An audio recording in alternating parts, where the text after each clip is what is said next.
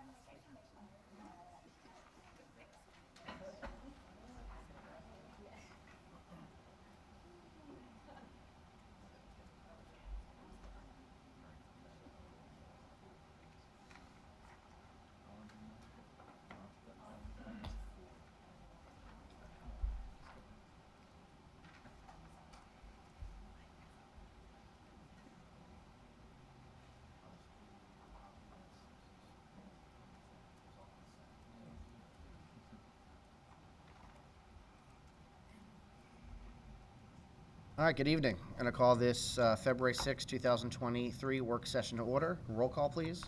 Dr. Campley? Here. Mr. Dorr? Mrs. Here. Mrs. Evans-Brockett? Here. Mr. Fountain? Here. Mr. Keenan? Here. Dr. Kohler? Here. Mrs. Mayers? Here. Mr. Saylor? Here. Ms. White? She's parking. I guess we ran out of parking up front. Oh, we'll wait.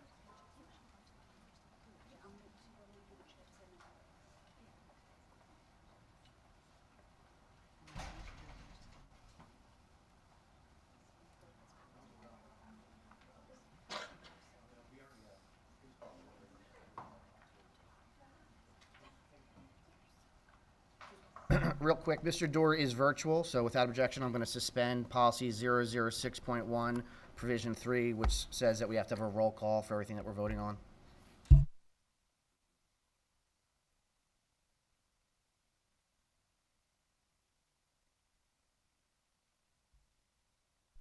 Please join me in the Pledge of Allegiance.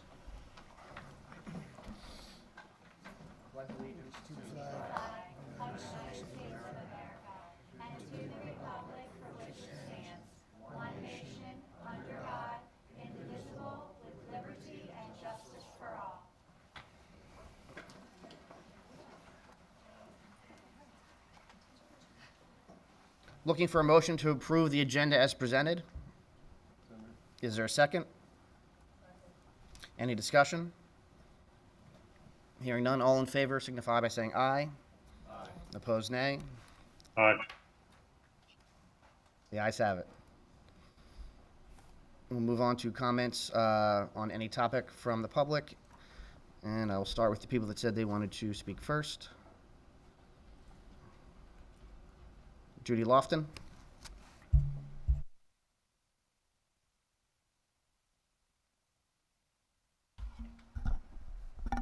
Good evening, Judy Lofton from Skippack. I wanted to share this evening with the board a report that was recently released by a group called Children First, the Advocate for Kids. And this report is called COVID's Impact on Children in Montgomery County, the Case for an Ambitious Rebound. And this report talks about many of the issues facing children in the wake of COVID, including access to food, to childcare. But one of the main issues that they bring up is that there is a need for additional educational resources to support students with their learning needs. There's a recognition that there are additional learning needs that have emerged as a result of the pandemic, and that many districts face a lack of resources that are needed to meet students' needs. And if you look at all the school districts across Montgomery County, there's 21 school districts. PV is fourth from the bottom in our per student spending. We're below even the Norristown School District.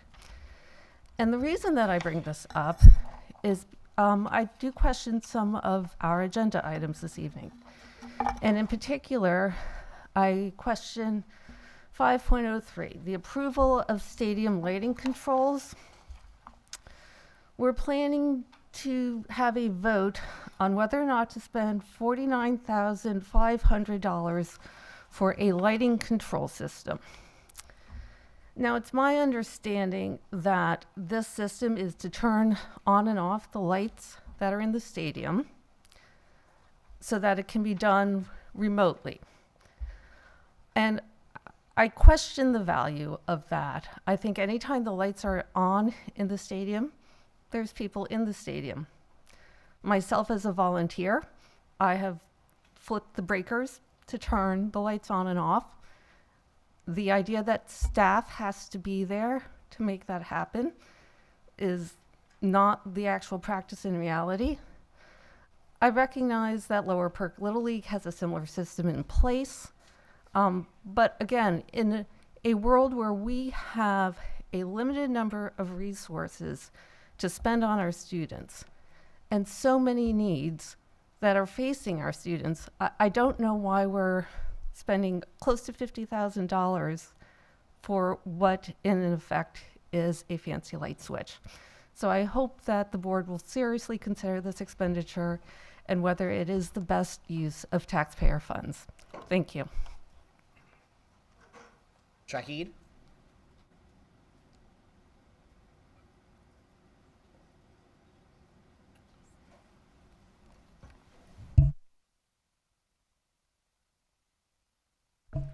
Mrs. Lofton, what's the name of that report again? I'll give it to you if you like. Yeah, thank you.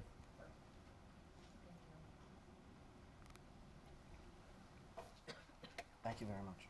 You're welcome.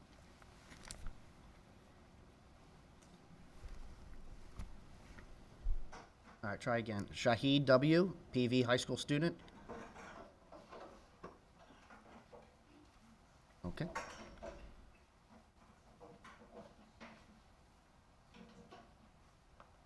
Wade Weston.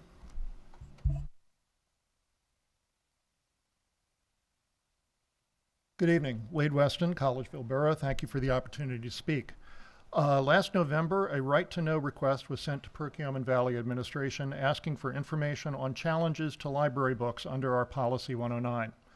Since December 2021, there have been challenges made to 5 books in our libraries: I'm Not a Girl by Maddox Lyons and Jessica Verdi, Surveys by Natasha Stagg, The Haters by Jesse Andrews, The Bluest Eye by Toni Morrison, and Me and Earl and the Dying Girl, again by Jesse Andrews. These challenges resulted in Surveys being removed from the library and The Haters being removed from digital access. The library never had an actual copy of this book. The 3 other challenged books are being kept in the library. At a recent policy committee meeting, Mr. Saylor brought up 3 other books that are in our libraries: Fun Home by Alison Bechtel, Oryx and Crake by Margaret Atwood, and Speak by Laurie Halls Anderson. Based on the minutes of that policy committee meeting, it appeared that Mr. Saylor was extremely critical of these books, although it's not clear from how the books were described in the meeting minutes whether he'd actually read them. I would like to make some observations here. First, with the exception of the book Surveys, all of the books that were challenged and all of the books discussed at the recent policy committee meeting are on a list associated with the groups Moms for Liberty, a nationwide organization which advocates for censorship and banning of books from school libraries. Now, that may just be a coincidence, but it gives a pretty strong indication that these challenges are not based on local concerns, like a parent saying, "Oh my gosh, what did my kid bring home from the library?"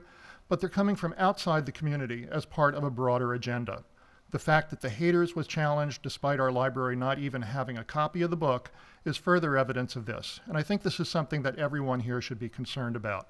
Who is pushing these agendas on us, and what's going to be coming down the road next? Second, I get the impression that a review of the process by which library books are selected could be helpful, maybe as part of a superintendent's report or an education committee report at a future meeting. And finally, given the importance of this issue, why does it take a right-to-know request to see what's going on? Why does anyone have to dig for this information? Make the information on challenges, committee reviews, and outcomes available on the district website for all to see. Do not try to hide what you're doing here. Don't just try to pull books off the shelves and hope that no one notices, because people are noticing, and we care about what you're trying to do. Thank you very much. Would anyone else like to give public comment? There were a lot of people that typed in, "I'm not sure." And moving on.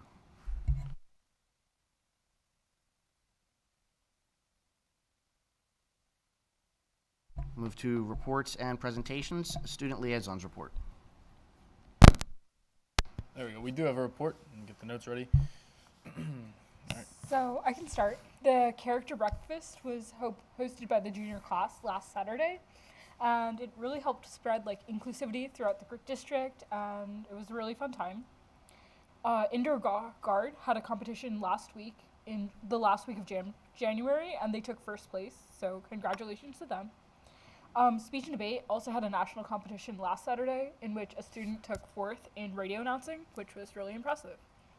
And on to Matt. Yeah, so sort of on the sports side, while I'm wearing my PV basketball shirt tonight, both of our basketball teams made the PAC playoffs. Last week, 2 big wins over Springford, the boys needing that win to secure the last seed in the PAC playoffs, so we're excited to see what they do. Wrestling was just at districts, and they're sort of continuing their postseason run. Indoor track's continuing their postseason run. So all of our winter sports that are transitioning out of the regular season, and we're hoping they do great things in the postseason. And I will say that our National Honor Society raised over $400 for St. Jude's Children's Hospital this past week in a fundraiser that they did at lunches, where the winning class will get pied in the face. And to everybody's surprise, the freshmen actually pulled out a win. So they'll be on PVTV in the coming week getting pied, along with myself, because I came up with the idea, so I have to participate in it. So that's all we have for tonight. Thank you. Thank you guys very much. Just a quick president's report. I just want to take this opportunity to thank the administration for their update to the community on vaping that they sent out last week. This is a very important issue that's not just facing Perkiomen Valley, the Commonwealth of Pennsylvania, but frankly, the United States. I saw a very disheartening report today that the California government is going to be stockpiling on Narcan in their school districts to help with the vaping epidemic that's happening in that state. Unfortunately, in our community, we have places of business that will sell vape pens to children for cash. These vape pens look like pens, USB outlets. They look very inconspicuous to what a parent might be looking for. A student may take a quote-unquote hit off a vape that has no legal substance in it, but have a chemical imbalance or an allergic reaction that mimics an overdose. It's something that not just the administration, but the entire community needs to help fight. We need to get the information out there that it's not just someone else's kid that might be doing it. It's in and around our schools, it's in and around our community, it's in and around our streets.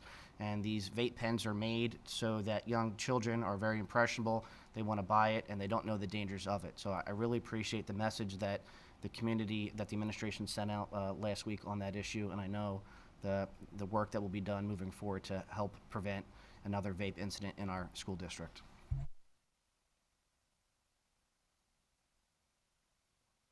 Moving on to the superintendent's report. Thank you, Mr. Saylor. And this evening, I'm going to put the presentation up and put it in presentation mode, and then I'm going to invite Mr. Ganesh to join me at the podium, and I'll actually speak to you from there. We will tag team this presentation.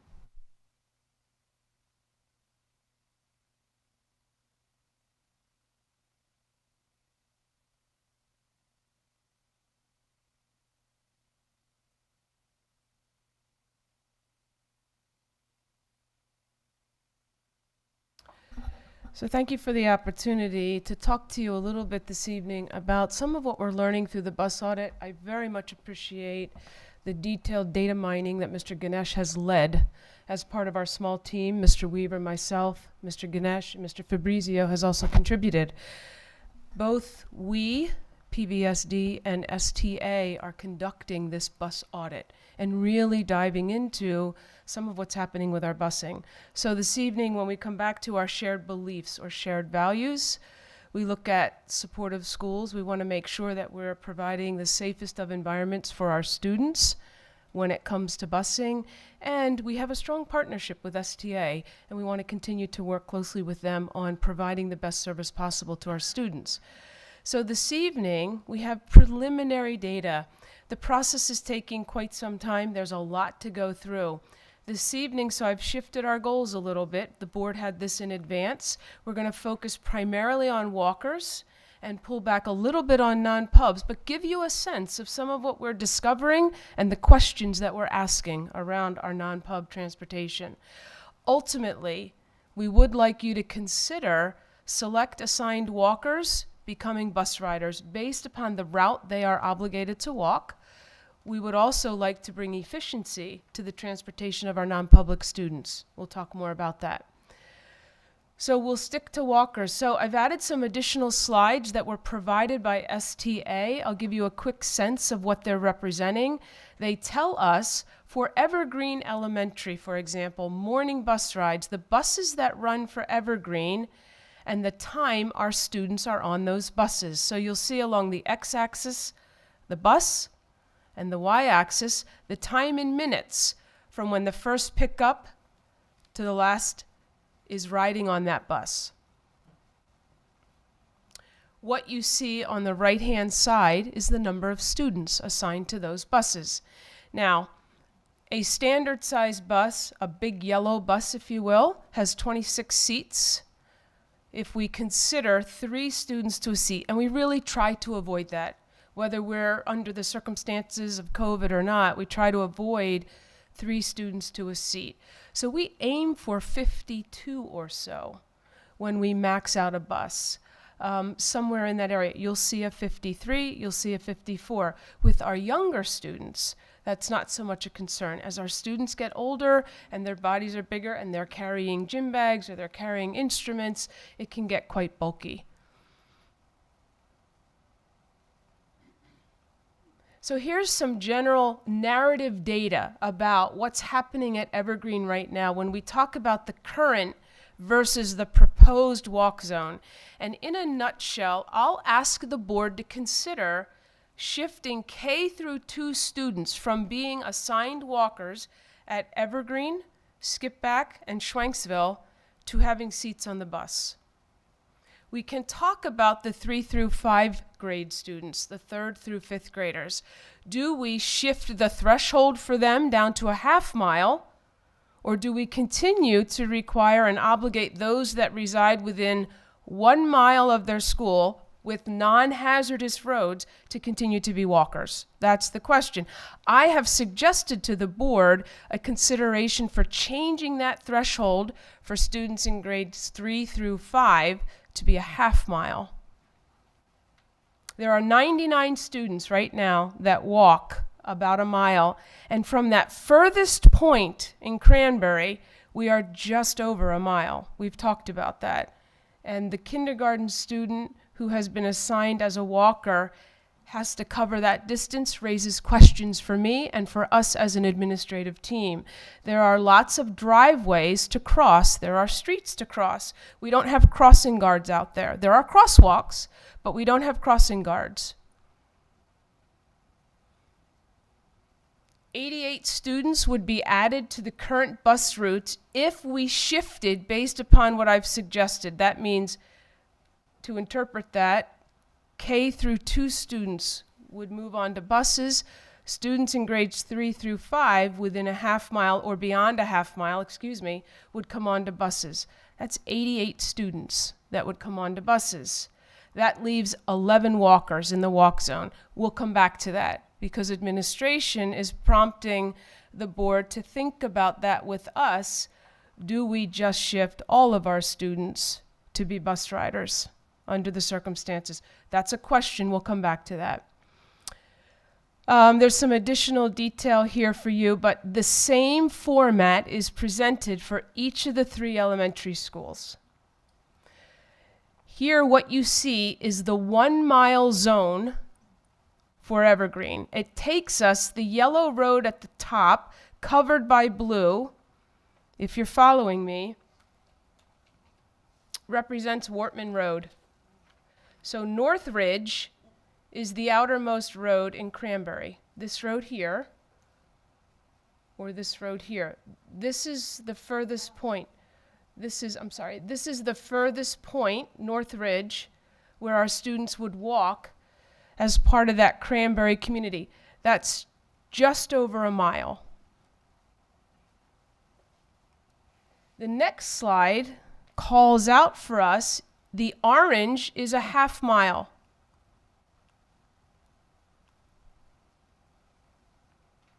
Well, this isn't really helping. Where you see the pink dots would represent bus stops, hypothetical bus stops, were we to move buses there. So here's what it looks like together. The half mile, that threshold that we're asking you to consider or for us to discuss for students in grades 3 through 5, you can see there is a little piece above that orange. I'm sorry, my pointer is not working. Above that orange where we have some questions about what we might do there. Do we bring them in to that half mile? Do we put them all on buses? But the orange represents that half mile zone outside of Evergreen, while the blue maintains the mile boundary. So all students within the blue are assigned to be walkers. So that's the general flow of the presentation. So again, you'll see ride times for students at Schwanksville and the number of students assigned to the buses. And you'll see that there are 61 students. The furthest students at Schwanksville walk about 3/4 of a mile or are assigned to walk about 3/4 of a mile. Same proposal. If we followed that proposal, if that was implemented and all K through 2 students were put on buses, and 3 through 5 who lived beyond a half mile, 56 students from Schwanksville would come on to buses. This leaves only 5 walkers in the zone. Something for us to think about. Here's Schwanksville's 1 mile. So we go up into or down into Maple Hill and then across the street. You see the half mile zone in the orange. And then here you see both. So their mile, if you will, is actually only 3/4 of a mile. That's why it doesn't look as big as Evergreen's, because the roads become hazardous or they're just not conducive to our students walking. Skip back, same data.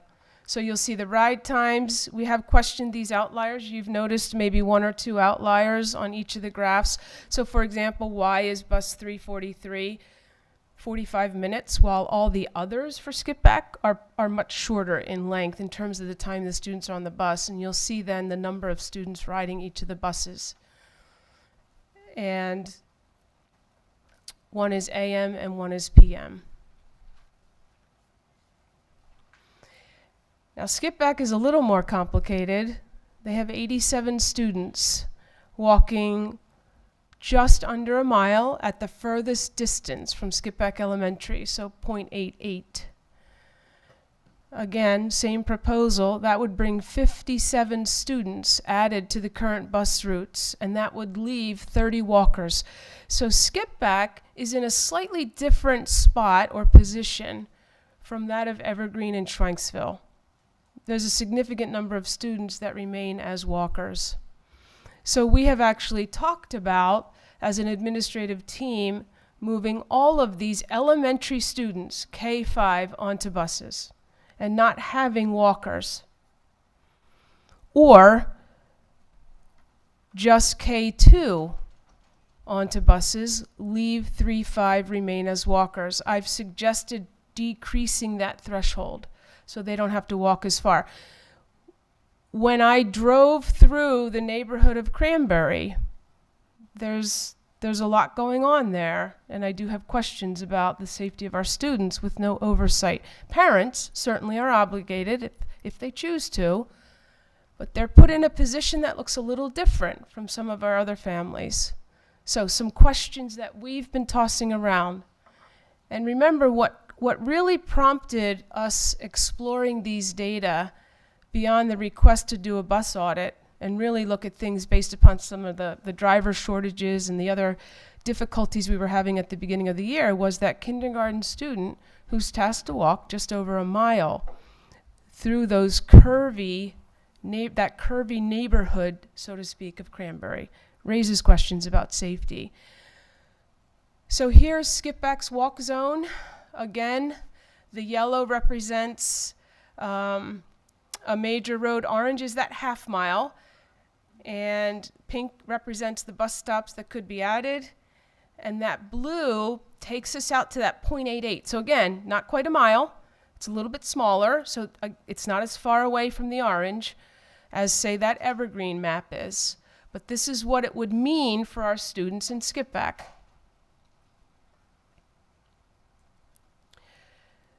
So before I transition just very briefly to non-pubs, are there questions about walkers and any of the information that's been shared or presented? Yeah, Mrs. Evans-Brockett. I like the idea of having our youngest students ride buses, but we currently have a shortage now. How would we make this work?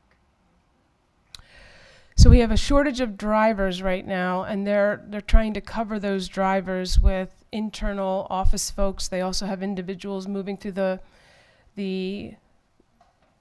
that passage to get trained. You know, they're working towards that. We actually have capacity to pick up the students on the buses that are up and running right now. So that's what we're really basing this recommendation, or these options, as I've shifted them to become options on. We have room on buses to accommodate the students. Now, they're still struggling with drivers. We got 4 text messages today that they were down 4 drivers. Whether or not that will be resolved soon remains to be a question. They're trying to get people trained. We believe we can bring efficiencies, if not this year, next year for sure. But right now, if all buses are running, and some days they are with a driver, there's room, there are seats available. So it doesn't necessarily impact that aspect of it. So given the shortages, and I think that we just collectively all agree that we do still need to come up with some backup solutions in terms of dealing with this problem it's a vendor problem, right? So I'm wondering if these numbers are driven by the enrolled students in each of these neighborhoods, correct? The 88 kids, and that's Correct. all of the kids in that area. That's correct, yes. So do we have a sense of what numbers of those children would actually elect to take the bus? We don't necessarily have that hard and fast data, but we have discussed that with STA to grab it. So if we move these students onto buses, would it decrease the car riders that we have, you know, that create some traffic flow challenges in the morning? We just have to monitor them. Not that they're not challenges we don't overcome, but there is a lot of traffic in the morning at each of our elementary schools. So that was a question that we've tossed around as a team to look into and maybe survey parents. If this, then what would that mean for you? Okay. So that's my first question. If, like, of the 88, how many would really take Yeah. advantage of it? Because I'm assuming that some probably just drop off on their way to work. Hypothetically, you know, they're not walking anyway, even though they live in that Right. vicinity. I would agree. So that's my first question. And then the other comment that I have is just with regards to a cutoff mid-building at that second grade mark. It makes sense from the most vulnerable or the youngest children, but I guess my only impression of that being an issue would be for families that are split, and then they have, you know, a kindergartner and a 4th grader, or, you know, they're still going to the same building. I think that would cause a lot of commotion in terms of one that was eligible and one that isn't, and then you're looking at exceptions, and I just feel like that opens up a separate issue. But, you know, I feel like I would like to see, I'm in favor of this personally, but I feel like I would like to see how many would actually take advantage of it. I mean, my daughter, I drive and she gets a bus, and I drive her every morning. Okay. So that's that we elect to do that. So, you know, that's what I'm curious about. Yeah, we'll find that out and we'll follow up. Thank you. Yeah, Mr. Fountain. One other question that I've got too about how will this impact the amount of time these kids are on the bus? Mhm. In other words, if you're increasing the size of it, you're also increasing the amount of time. Stops, yeah. Yep. Great question, and one that we've also discussed with STA. So for example, if we go into Evergreen, so I went back to Evergreen, it's a good example. There are 14 stops here that are added in Cranberry. So you're looking at Cranberry. 14 stops, and she estimates that she could tier or stagger 2 buses, maybe 3 through here. And they're so close to Evergreen, when it comes to driving, it would add maybe 5 to 7 minutes. That's what they're estimating the impact would be. Now, it's going to look a little different from that at Schwanksville and at Skipback. Skipback has a different challenge if we go to their area. So if you see the, right there, the bus can't get in there and necessarily go to the back end, and I see that the Zoom bar, the floating bar, is in the way there, but the bus would have to turn around and just stay at the top end of that particular development. So that may take a little bit more time or not. That's a little bit different than the issue at Evergreen, but she does not estimate a dramatic increase in time for any bus because she would add 2, maybe even 3 in some cases, to try and pick up these students and transport them. So just two things. One is, I'm definitely in alignment with this. However, I'm curious, was it looked into, these numbers are based on, I'm assuming, current enrollment. What do we anticipate happening with registration for kindergarten next year? I mean, how different could this potentially look? And then my other thing is just really a bus specific issue. I'm a little concerned with this skipback bus being 49 minutes. Like, that just seems very long for that particular bus route, 432, for elementary students. That's a kindergarten. That's a daycare. Oh, it's daycare. Yeah. Okay. So that may be a bus that drives a different route from just picking up students and taking them to Skipback Elementary. Mr. Ganesh is offering, that may be one of the daycare buses, and that's why there may be additional time there. We can confirm that. There are some of these, I'm calling them one-offs, if you will, that we did inquire about, and I don't remember exactly that one, but those were some of the reasons why they were different. So as we think about enrollment, which is something that we've talked about too, we don't want to request of the board a change in policy that creates challenges down the road. Enrollment continues to decline, so we're not seeing an increase yet, but we can look at the numbers and the actual numbers of where students would be and how it would impact the buses. But because enrollment is still trending downward, we feel pretty good about bringing this to your attention. That is something we looked into also. Yes, Dr. Kolar. Going back to what Mrs. White was talking about with the split families and whether we do K through 2 or K through 5. So if we were, for example, to do K through 2, you mentioned at one school, I think we'd be left with only 5 walkers and another Right. 11. So at that point, to me, it seems like we would then be spending unnecessary money on crossing guards for potentially 5 or fewer students walking. And I just feel like if we're going to do this, it probably makes more sense to do it for the entire elementary rather than possibly having a handful of walkers and a crossing guard with nobody to oversee. I appreciate your thoughts, and as we talked about it more and more, that was one of the options that we wanted to share with you this evening. Do we just move all elementary students onto buses because we have the capacity to do it, and we still believe with the data that we've reviewed, we can bring efficiencies to next year's busing.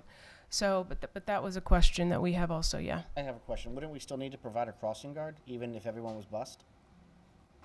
Legally? I don't think so. No? If nobody's walking, no. And, on that note, People would walk. and so that in that case, if we left it up to them as an option, then we would want to do that to conduct our due diligence and just, support them with that safety.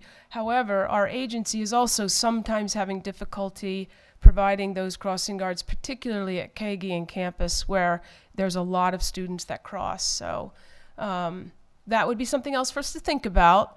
But yeah, we did actually come around to this idea. Maybe we just bus all elementary students.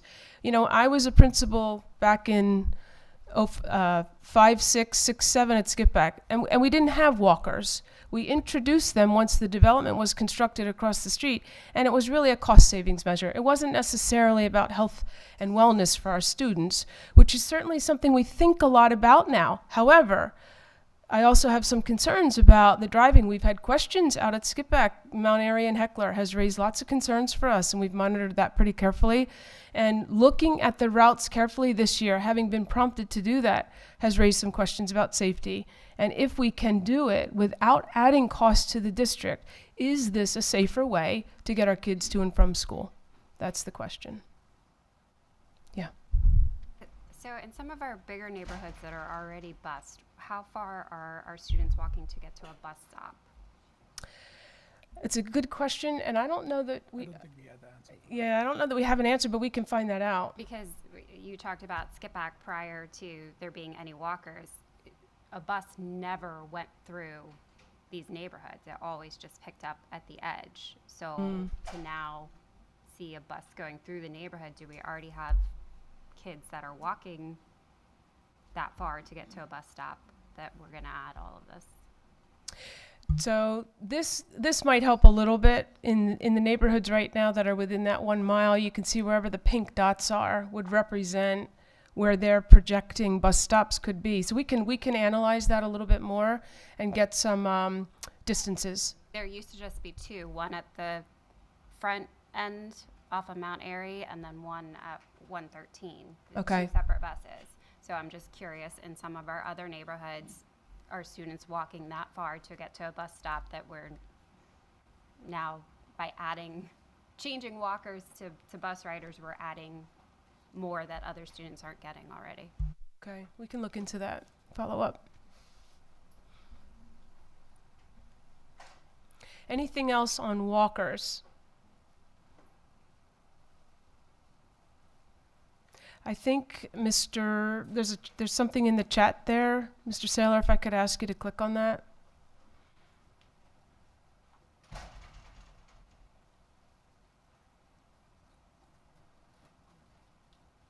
Mr. Dorr, I'm just going to unmute you. Or can you unmute yourself? I can unmute myself, but I already asked the question in the chat. I'm just curious if it's been asked from non-public kids if we're still needing busing for them, because I know a lot of families that have abandoned busing. Have we taken that into account when we do our routes? Well, I don't think we did this year, but it is something. It's the fourth bullet here. In talking with STA, we want to make a concerted effort this year, and we want to establish a clear timeline to gather the information about our non-pub families and who will want busing or take advantage of busing, and then who will opt out. So this year, we do plan to gather that information and be much more specific with it, as opposed to just presuming everybody that attends Holy Cross or PJP or Germantown Academy wants to be bused. So we have to learn that as well. So Dr. Russell, how do parents let the school district know that they don't need busing anymore?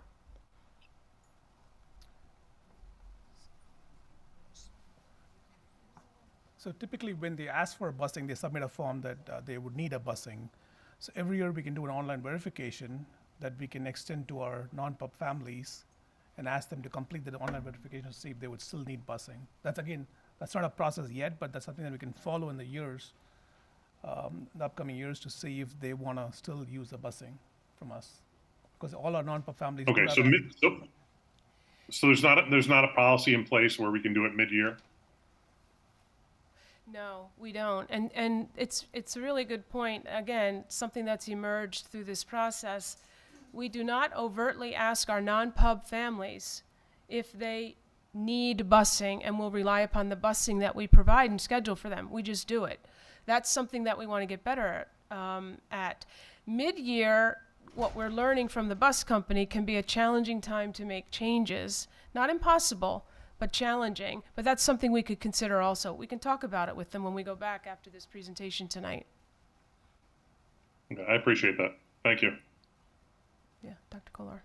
Yeah, I think that I know mid-year is not a traditional time to make some of these changes, but given that we're experiencing shortages, given that we have some longer than desirable ride times, if we could, make this more efficient, if there's people that aren't riding and yet the bus is driving out that way and spending an extra 5 to 10 minutes or whatever and doesn't need to, then we could really start to maybe solve some of these problems of the shortages and the timing just by, going through and verifying who's riding and who's not. So, Mr. Subers, maybe I'll ask you, are we obligated to guarantee a seat on a bus for every student? We're obligated to make identical provisions for non-pub students attending schools within 10 miles of the boundaries as we do for our own. So we would just, what we do for our students, we're obligated to do for them. So Okay. I don't believe, if we make it available for those who desire it, I think that's satisfactory. Okay, so we could do a survey and we could poll all of our families, those that attend PVSD schools, those that attend our non-pubs, and we could learn that from them. Who is relying upon our transportation?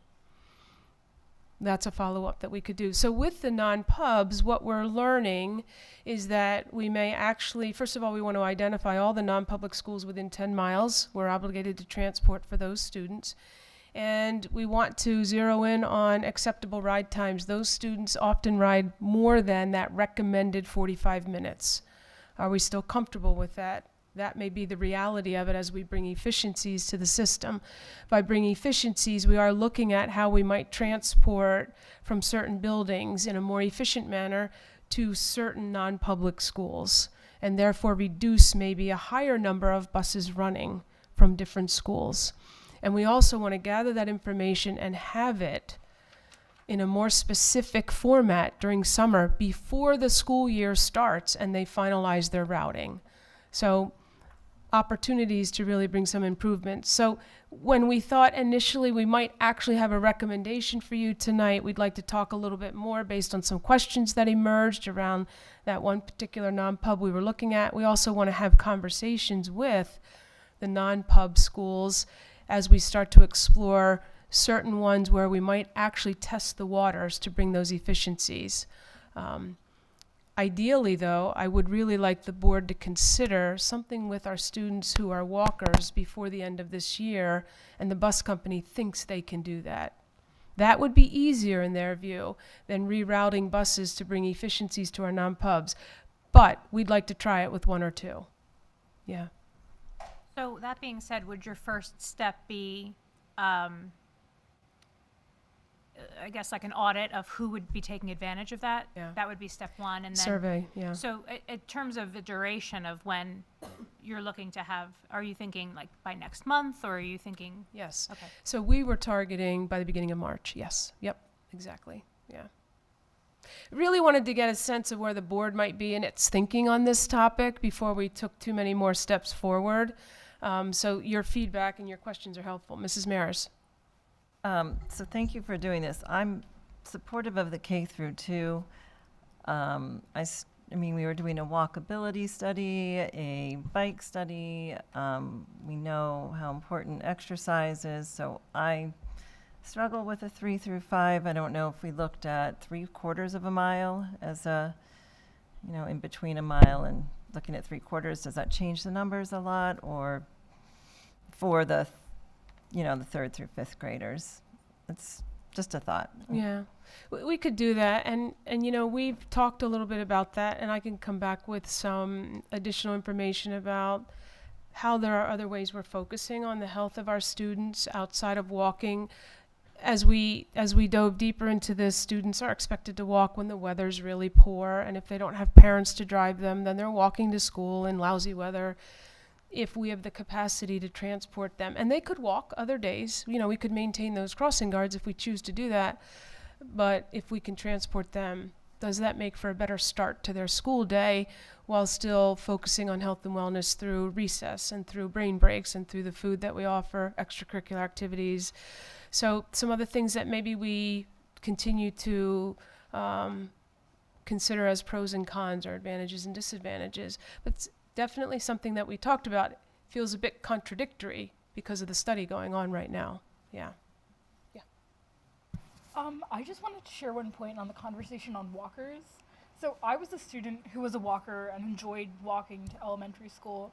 And I wonder if it would be beneficial if you were to send out a survey to parents in schools such as the district, like in schools such as Skipback, to see if like they would utilize the walking, or if they have walkers who have been walking for the longest period of time and enjoy walking that distance, even if it's so large. Yeah, we can include a question like that to glean that information as well. Absolutely. Yeah, thank you. Thank you. Yes, Mr. Fountain. I was going back to the question that was asked earlier on the skip back to one bus at 432 that has the 49-minute travel time. If you look at that same bus, it only has 7 kids on it. So is that likely a non-pub bus? Or Mr. Ganesh mentioned a daycare bus. Daycare bus. Yeah, daycare bus. And that officially died. Dr. Russell, if I could. Mr. Weaver. One point of clarification. Yes. For the non-pub students, they actually fill out a form called 372 and submit that to the office. That is how they receive their transportation. They actually have to request it of the school district. So they actually physically put that down in a form 372, then it gets scheduled with STA on that particular bus. So just wanted to make that clear. Thank you. Thank you. Thank you. Other questions or thoughts? Yes, Mrs. Evans-Brockett. Just to confirm, this is not any change to our cost with the bus company at this point. It is not. So nothing we recommend will require additional buses, and I've called that out on this slide here. Yes. And then there's been some talk about offering the option to students of walking or riding the bus if they're within that. I'm going to think that your elementary principals are not going to be happy about that, because at elementary school our students are required to be signed out. Right. And there's a very strict process for the walkers. So I think that that's really going to complicate things with students deciding day to day if they're walking or riding the bus. That's a great point that we didn't think about, and already our principals' wheels are turning if we move in this direction, all the preparation they feel they have to do to shift walkers to be bus riders. So that's an important point that we hadn't thought about, so I appreciate you raising it. Thank you. Dr. Kolar? It was pretty much a similar concern. I was wondering, would we still give them the option to opt out of the bus and walk, or if we do this, you have to ride the bus? Like, I guess we need to kind of work that out and think about the pros and cons to both of those. Right, offering that option and then the confusion it could create, and then accounting for students. You know, as Mrs. Evans-Brockett mentioned, you look for students to get off a bus if they've committed to the bus, but then they opted to walk. So, and the principals are very much in tune with everything that they would need to think about to make this transition. So, Mr. Ganesh, anything that you would like to offer that we didn't cover? No, I think you covered them all. The one thing what I'm going to say is we're looking at it as a holistic approach. We're looking at every single route to see how many students are riding the bus and the right times. So this is going to be a month-long process looking at every single route, and then hopefully by the end of the school year, we can come back with refreshed routes for the new school year. Thank you. And I do want to say that initially we thought maybe we would have some findings for you pretty early on. It's taking much longer than we anticipated, so we do anticipate later this spring to present something that's more formal to you in terms of, again, what happens with especially those efficiencies we'd like to bring to the busing. Okay? Great. Thank you. Thank you.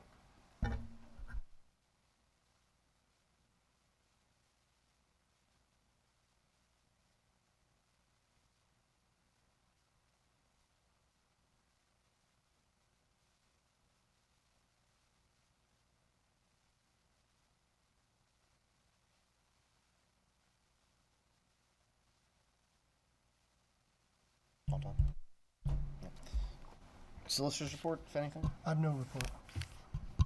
Any board members have any comments on the district reports? Yes. I'm just curious, the policy committee meeting minutes and the wellness committee meeting minutes, they seem to have been quite late in getting out. I know typically we're shooting for like around 48 hours, and I feel like they both got released very late. Is there any particular reason for that? Well, I can speak to the policy committee. That was really on me. We had some conversations going on about the accuracy and what was included in the notes. Wellness, I think it was just a turnaround this month. We'll try and do better with that. We do like to try and get them to you at least within the week, but 48 hours is what we've been aiming for. I guess then I'm also concerned, like, what was the disagreement with the minutes, and if this is going to be an ongoing thing. I feel like policy was an issue that came up a few months ago too, as far as things coming from it and not necessarily having full transparency. Maybe we need to start considering having our committee meetings taped so that we have access to the full thing. We don't have to rely on minutes. Yeah, and there wasn't necessarily disagreement. However, there was question about how some additional corrections and accuracies were brought to the minutes. And the committee has committed to recording the policy committee meeting. We didn't do it this past month. It was an inadvertent oversight, but that is the plan moving forward.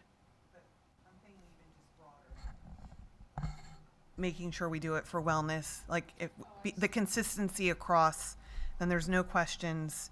Everything's very transparent. Everyone has access to the same information. Well, I'd be interested in the board's feedback on that. Sometimes the OWL has made it much easier to navigate and manage Zoom along with leading a meeting, if you're leading the meeting. This has helped tremendously. In the past, it was a little more cumbersome. So once we were able to be back in and in person, we sort of moved away from that. However, if the board would prefer that, administration can certainly accommodate that. Any other questions? Yeah. Reports. Regarding PSBA, there's an advocacy day scheduled for Tuesday, April 18th in Harrisburg. I've attended it several times, and last year Dr. Kohler and Mr. Saylor also joined. So it's an opportunity to meet with legislators that are pre-scheduled by PSBA staff, and new this year, they're asking for student board representatives to come if you're interested. So perhaps that's something you can reach out to Dr. Russell about. And then I also just had a question regarding the MCIU. We have only had a board member present at 3 of the last 10 meetings. So given that we're, for item 509, approving the IU budget, I'm just concerned that we're not having appropriate representation at those meetings. So I'm hoping that's something that can be addressed.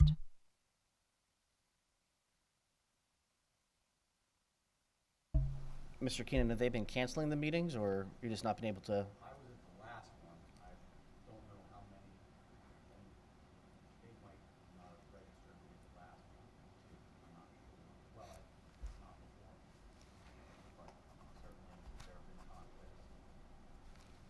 Okay. I might have not been registered at another one that I wanted to, so I did a couple on Zoom. And Can you turn on your microphone? I'm sorry.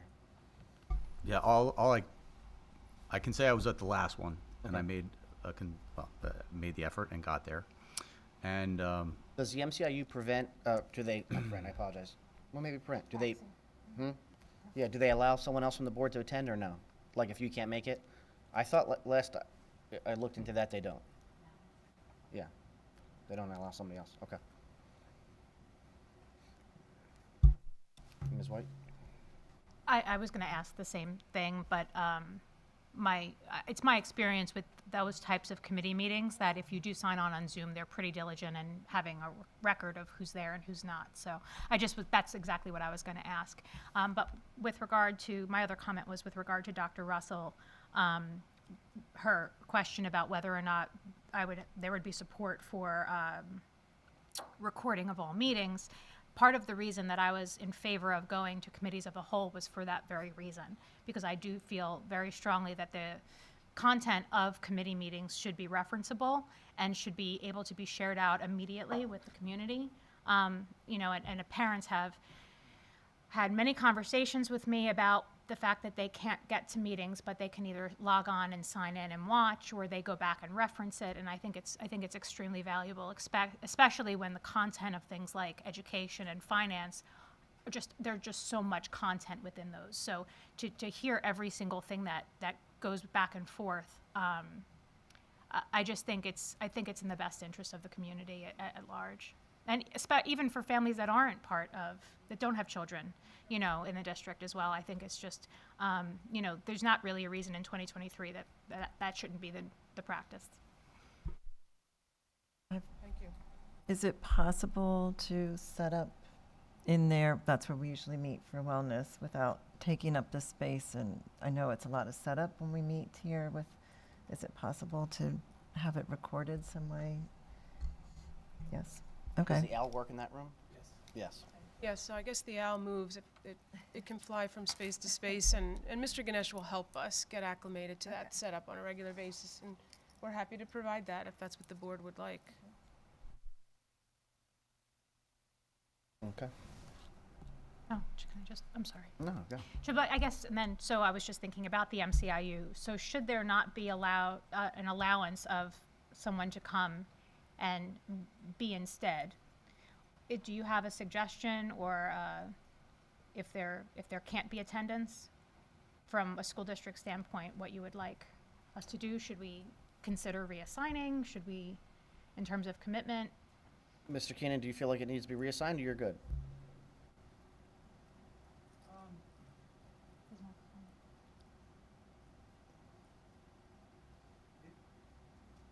If they keep the Zoom option. Yep. If they keep the Zoom option, I can make it. Okay. Perfect. On Wednesday evenings. And it has been on Wednesday evenings. Okay. Any other questions? Okay.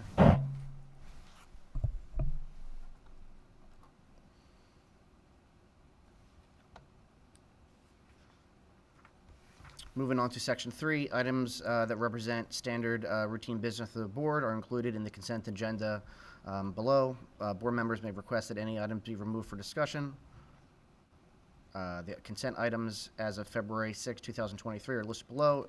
Additional agenda items may be added to the consent agenda during the work session meeting. So no one's requesting anything be removed. We'll move over to education. And I will turn it over to you. All right, Don, it's 7:56. All right. We're looking 40 minutes? Am I being timed this evening? I believe I will be the shortest this evening, but we'll see. So Education Committee of the Whole, we have a couple of topics for you this evening, including our calendar, an update on how we're meeting our Act 55 PD requirements, a preview of summer programming, and then we'll wrap up with enrollment and staffing projections. So starting out with the calendar, and this is an action item for this month, should the board be ready to approve that.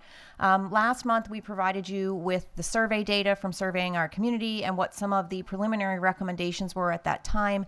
Since then, we have had an opportunity to talk to different stakeholder groups, including our union and administrative representatives, and you'll notice there are some slight changes from what we presented last month. You will notice the start is still on August 28th before Labor Day. September looks the same. October, we did add that Act 80 day in there on October 9th. November does look different from what I shared last month, in that we did move back from, we had initially thought about could we make half days work for conferences.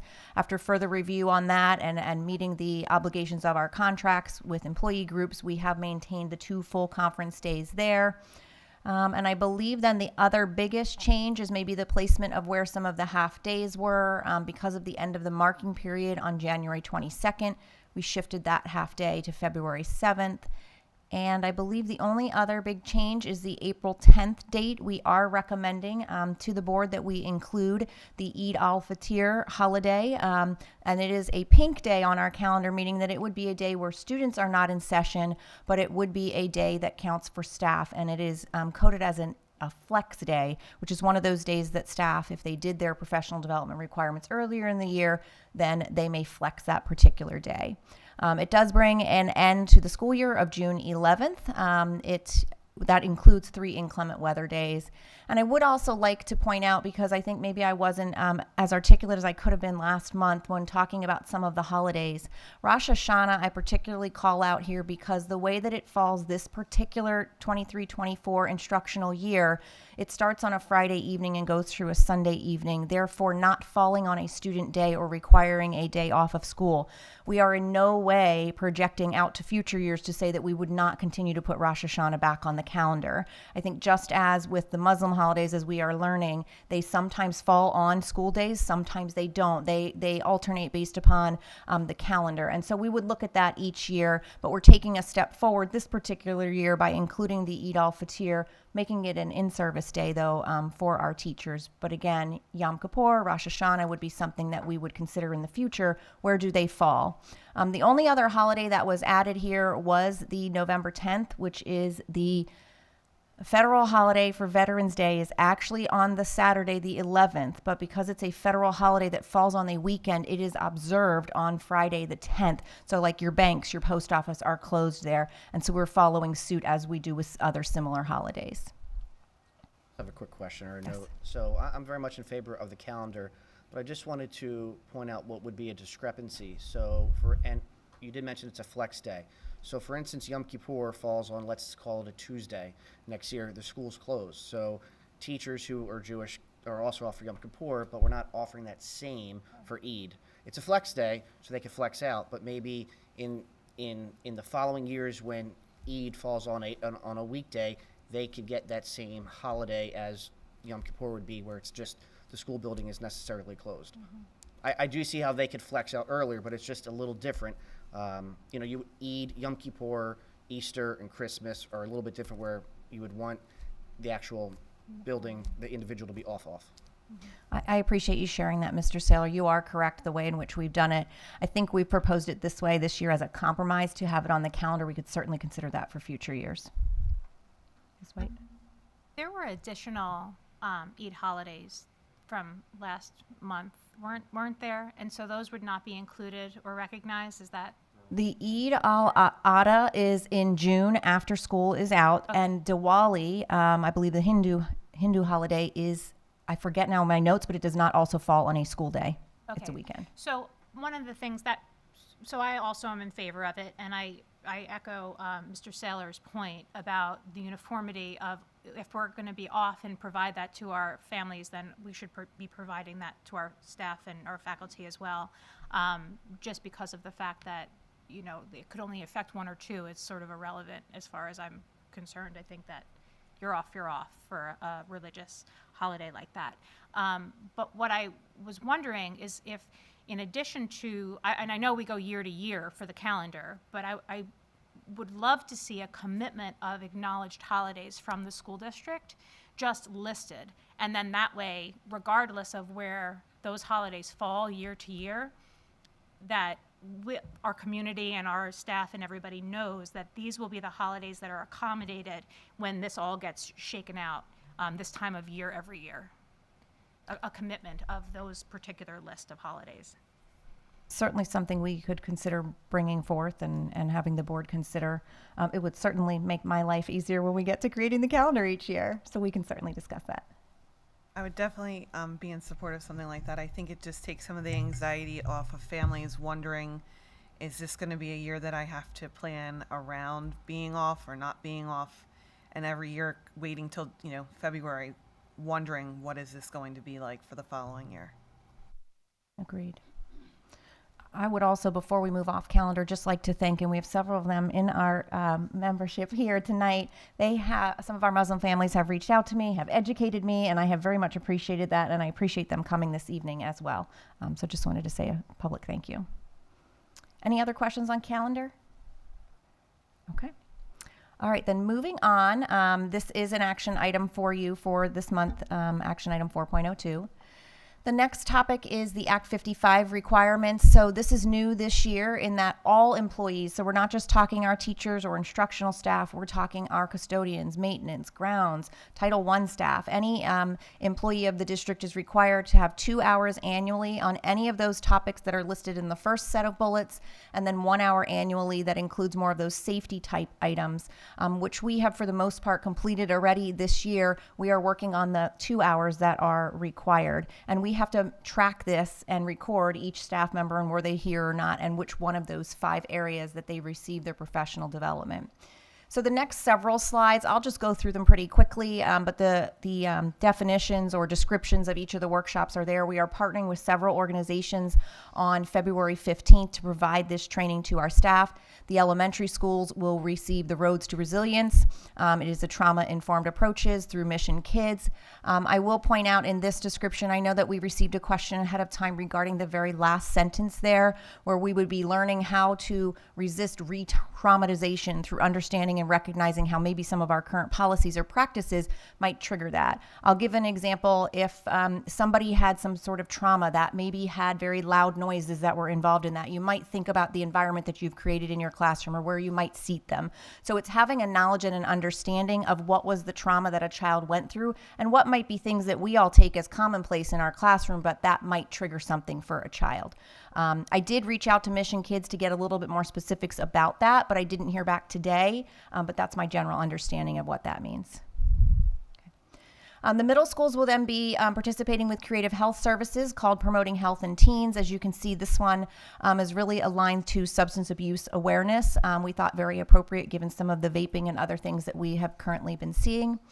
And then our high schools, we're actually doing 2 one-hour sessions. The high school's a much larger group. We're trying to break that so that these are all in-person sessions. We will be having a presentation by Dr. Beth Sanborn, who was, I believe, school resource officer in Wissahickon, and she facilitates what's called Hidden High and Hammered. So again, along those lines of substance abuse awareness for the staff to become aware of what do things look like, as well as how you might notice behavioral changes and so forth in students. And then the other half of their time will be through Lakeside, Practical Strategies for Regulating Students' Brains is the title. This one is, again, more about trauma-informed approaches for high school area. Any questions on how we're meeting those requirements, Dr. Kolar? I think you said you had reached out to find out more information about the trauma-informed practices. One thing I'd be curious to know is if the presentation includes, having done similar presentations for colleges, usually there's a section on also assignments and things that may trigger trauma, and teachers really thinking about the types of things that they assign. Because some of our more traditional things, you know, for example, like doing a family tree or doing, you know, whatever, are not necessarily trauma-informed approaches and are really changing the format in different schools. So I think that that's an area that our staff could really benefit from, and I would hope that the trauma-informed presentation would include that kind of thinking. Absolutely. I'll be sure to talk to the presenters ahead of time. This was also, we did the Mission Kids Trauma Informed 2 years ago, right at the onset of the pandemic, and got very positive feedback from our staff with Mission Kids, and that was a virtual presentation, so I'm looking forward to it in person, but I'll certainly be sure to ask them that. Okay. Then third topic for me this evening is summer programming, and there is an action item for this to approve the summer program, our LIFT program. And this has been a little bit rebranded this year because we have a lot of things that are encompassed under the LIFT program. And so we're trying to rebrand what some of this looks like as each of the branches of our Learning is Fun Together program here. So on the left branch, we have what we're referring to this year as our LIFT Learning. These would be morning sessions. They are 3 hours each. These are by invitation only, based upon what the principals and their data teams, as they review how students have been performing and who might benefit from some extra instruction and reinforcement across the summer. It is available to students in K-8, and the dates mirror the dates of the extended school year program that Dr. Boyd presented to you last month. Really focuses on reading and math and small group instruction. Our 9th through 12th grade will have their credit recovery program again. I'll bring that to you for specific approval of that component of LIFT Learning in the March meeting after speaking with Mr. Marsh on those dates. We are looking to hold the LIFT Learning program at Schwenksville Elementary and Middle School East this particular summer. On the right branch, we have Lift Library. Again, I'll bring specifics of that approval to you next month. But this is where we open up an elementary and a secondary library. In the past, it's been 3 times at each level throughout the summer where our families can come in. They can sign out books. We often have activities that they can participate in that our librarians run as well. And then Lift Camps is how we're, again, trying to delineate in that these are the camps that run both AM and PM sessions for 3 hours each. They only run for 3 particular weeks in the summer, and they're week-long camps. So if you choose to attend, you attend from Monday to Thursday. On whichever week you might choose, you can attend the AM or the PM again. They're really around themed units and high interest. We sometimes have partnerships with Penn State for some of the offerings. Other times we have our own staff that are offering these programs. So you'll see on the agenda tonight the approval of the overarching LIFT program. Our historical costs for the program have included obviously the salary and benefits for any of our own staff, any resources or materials that we might need to implement the program, or contracts with third-party vendors, and we have provided transportation the last 2 years. The LIFT program existed pre-2021 as a Title I program only, so only in those 3 Title I schools, and then it expanded to include camps and to include all students as we were coming out of the pandemic. So you'll notice in 2021, we funded that completely with ESSER 2. No costs were passed on to our families, and you can see the cost there, over $300,000. We cut back on some of those costs last year by passing upon some costs to our families for some of the camps. Still spent about $260,000.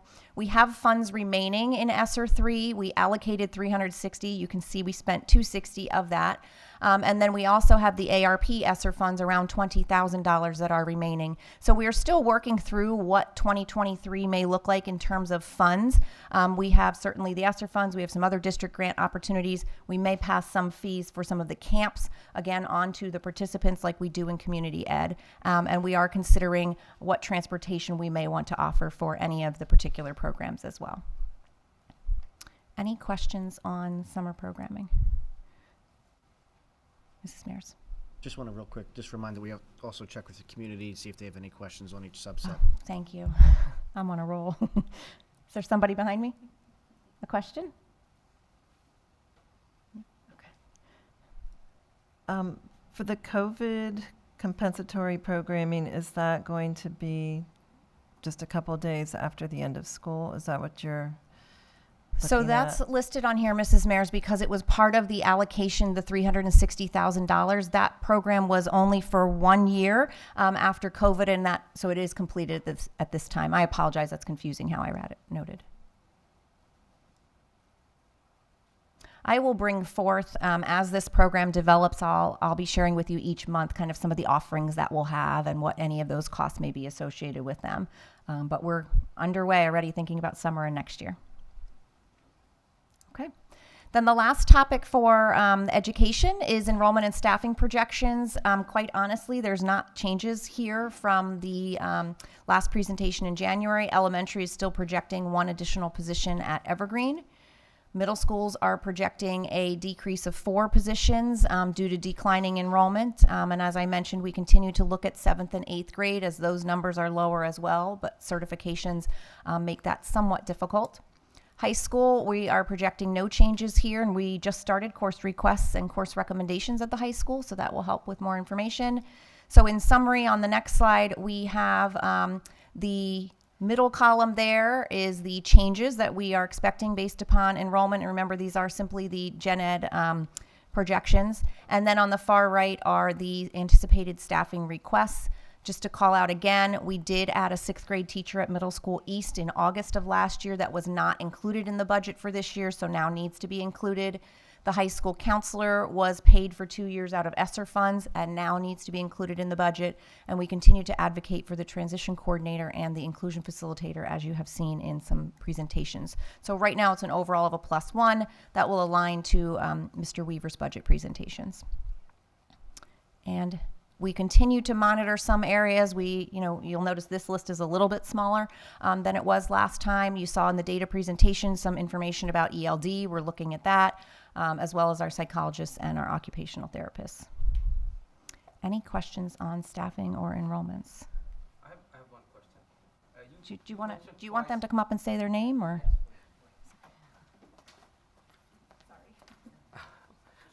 Just My so- name is Tarek Haider. Of course, my daughter, I have two sons and a daughter. My daughter is now going to Skippack. So, I mean, I was surprised when you said we are losing enrollment. Is that the district is losing population? Is that what's the reason for declining enrollment? Any studies done or anything? Because I was thinking the opposite. That gaining population, not losing. So I can share that I know we've just recently looked at some of this data, in fact, as early as this morning, and we've decreased about maybe 600 students across the last, 8 to 10 school years in simply the population and those students that are attending the public school. But I will certainly defer to Dr. Russell or Mr. Weaver in terms of projections or pattern. So I would add to that conversation in regards to the Montgomery County Planning Commission did do an enrollment study in 2017. That report, which is still floating around the office somewhere, actually predicted a declining enrollment for various reasons. A group of students that have been here moving out, new people coming in without children, buying up the properties, those types of things. In addition to that, we do keep a close monitor with something called a 9-year cohort survival method that takes the history of the previous 10 years and predicts the next 10 years in accordance with multiple different types of calculations. And it's been pretty accurate over the years. And again, it also represents a decline in enrollment over the next several 8 to 10 years. So again, it's just a cycle of time. That's what we think. Nothing to significantly point out other than the bubble has moved through. People are buying houses. We're not building newer houses and newer homes at this point in time to the size that we were when we were growing. So it's kind of just in that cycle at this point in time. Sooner or later, that will rebound and change, but over the next 10 years, the prediction is that we'll continue to have lower enrollments. Thank you, Mr. Weaver. Mr. Kenyon? Where do we compare on the kindergarten registrations from last year to this year? So kindergarten registration. Last year to this year. So from the previous year to this year? Okay, so if I look at this chart right here. At this time. Okay. You have the registrations out already and everything? So what, are you talking about like right now for next year? Predicting next year. Okay. So right now we're collecting appointments. So the first registration appointments are, I believe, February 27th in Skippack. So we don't have those. I don't have numbers to share with you right now. Usually in March, we start to share those with you, and they slowly will grow all the way through June. So we keep a really close eye on those. We do project an 11% increase between kindergarten and first grade each year. So that's why you'll see the difference in the numbers on the chart here. But I don't have those numbers right now for going into 23-24. Okay, and that grew significantly as we progressed towards the school year, right? It was a little unusual last year, or no? Was that I normal? would say what we saw last year was some small sizes. For example, South has been getting smaller, and this past year, Schwenksville got larger than we have seen. So we are seeing a slightly different, maybe what we're used to, but all in all, I would say it's pretty much been steady or declining overall. We'll share updated kindergarten enrollments usually each month now as they come in, and you will see them grow from March to June. Anything else about staffing? Any questions at all from the community? Okay. Well, thank you for your time. Thank you. So shifting back over, 4.02, 4.03, is there any question from the board as far as moving those to consent? Okay, move those to consent. 4.04 is a motion to approve Title III Memorandum of Understanding with Montgomery County Intermediate Unit. Would there be any question of moving that to consent? Seeing none, we move that to consent. Enrollment report was just a report, so that concludes my session or section. Thank you very much. Move on to business. Just note that she did that in 21 minutes.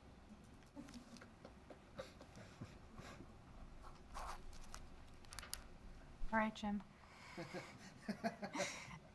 5.01 is the Finance Committee meeting of the whole. Thank you, Mr. Weaver.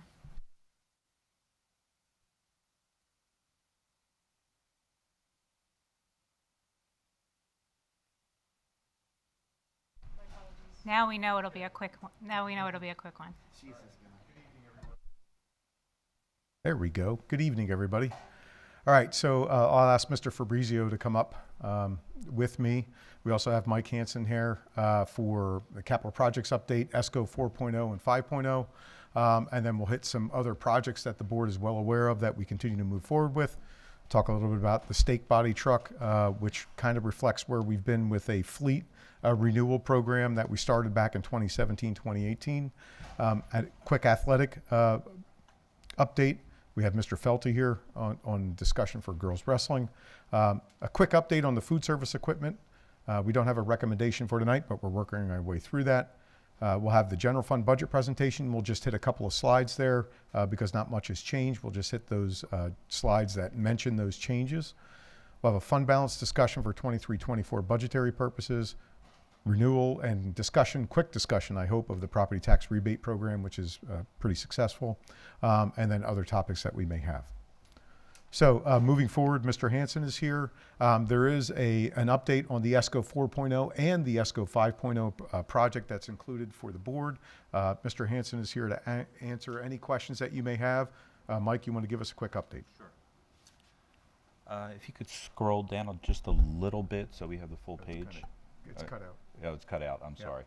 Well, essentially, items 1 through 3 on that report deal with phase 4 of the ESCO project. We're sort of stuck at the mercy of PICO's time schedule with regard to 2 items. One being the backup generator, emergency generator for South Elementary. They have to physically do the gas tie-in for that unit. Mr. Fabrizio has made some inroads with PICO to get that moved up and get it moving. The second item is with regard to Middle School West, and that is the gas line running up Route 73 and coming into the Middle School West property so that you can convert those boilers from oil-fired to gas-fired and realize a significant savings on the energy costs for that building. So that is scheduled to be completed by June of 23. And we will be doing the boiler installation over the summer, so you're up and running for the new school year. With regard to ESCO 5, which was approved in the first week of December of 22, all of the equipment has been ordered, and we're expecting arrivals just prior to the end of your school year, so we can hit the ground running with respect to those installations over this coming summer. I think that's it. Any questions with regard to those 2 projects? Any questions for Mike? If not, thank you. You may notice on going up 73, there are markings on the road. That's PICO going out and getting the preparation for the natural gas pipeline to go through. So it's all part of the process. Thank you very much. Have they guaranteed that it'll be ready to go by September? I know they don't use the word guarantee. No, they never use the word guarantee, but via email, that is the projection that it will be completed by June of 23. Oh, by June, okay. Yes. Yes. Just a question on the gas line, real quick. Do you know if residents along the line can connect then? After We the are gas certainly hoping that that's the case because the cost that the school district expends for that gas line, they can actually recoup some of that money coming back if residents do opt to go. How long is online. that period of recoupment? I believe do you it's know? 3 years. 3 years. All right, so Is there get- anything the kick school ass. district is going to do, if that is the case, to help bring that word out, that residents can connect? I believe PICO would do that, actually. They will notify residents once those homes are in fact built in the new, I think there's 2 new developments going up across from the school property, and they will notify them that gas is now available for them. If it's a subdivision, I think it's all or nothing. I don't, correct? Jim, didn't we look into that, I don't Mr. know if Weaver? I don't know if it's all or nothing or a certain percentage that they have to get to. 75% of the homes have to opt on. Okay, just as, I don't think, in other words, if it's a subdivision that's new construction and Yes. they're selling it as a community, I don't think that they're gonna give individual residents that are buying into that community the option to opt in or out of natural gas, is my point. If the gas line, my experience in the past, Yes. if the gas line is in place and That's the it. development is going up, they are going to run gas I into get that. that. That's my point. Yes. And I don't think that, we did look into at one point the number of existing residents in that stretch, and Yes. there's very few in that one little portion that actually are already established homes in that past. Correct. Anything else? Okay. Thank you very much. Thanks, Mike. Just for the school board's edification, every month you should be getting one of these updates, especially as things continue to move forward. And we get excited with timeline and what we're going to do in the summertime, especially with ESCO 5.0 and canceling out and getting done with ESCO 4.0. Any questions from the public on that? Okay, thank you. Moving forward, pool floor recommendation, Mr. Fabrizio. This is one of our side capital projects that we had mentioned and we've been working on. You may notice we had a $20,000 estimate in there. Mr. Fabrizio has done a pretty good job getting a qualified bidder to come in to look at that, $11,840. And again, this is just for concrete at the pool floor where we've had some issues because it undulates. And so we've got to make that flat just to make sure that we don't have any liability issues there. And we highly recommend that, and that would be coming out of capital project monies. Any questions? Any questions from the floor? Okay, thank you. Next, stadium lighting controls. So this is a recommendation from the administration. This is a safety kind of an issue for us. So this allows for much better efficiency and safety issue because of the fact that we have people getting into those boxes, lighting boxes, which have issues, to say the least. And along with the efficiency and the interconnectability from a home perspective, from an operations perspective, we also feel that this is a safety issue and we'd like to move forward with this. CM3 would install this off of a CoStar's contract as listed, and we would utilize capital project monies for this. Remember, this is not budgetary monies. This is not operational monies. This is capital project monies that we have to spend associated with the fact that we've had a bond issue for the turf fields, that we still have a remaining balance that we have to spend 85% of that within 3 years of issuance. So it's part of that process. Any questions? Yes. Can you explain how it's a safety issue? Because I also have struggled with this item off and on over the last year, so Sure. I'm not clear on why it's a safety issue. Mr. Fabrizio. Sure. So the breakers are not meant for frequency. They're meant as a trip device. If you ever heard of arc flash, it's when you trip a breaker and a ball of fire comes at your face. So breakers are not light switches.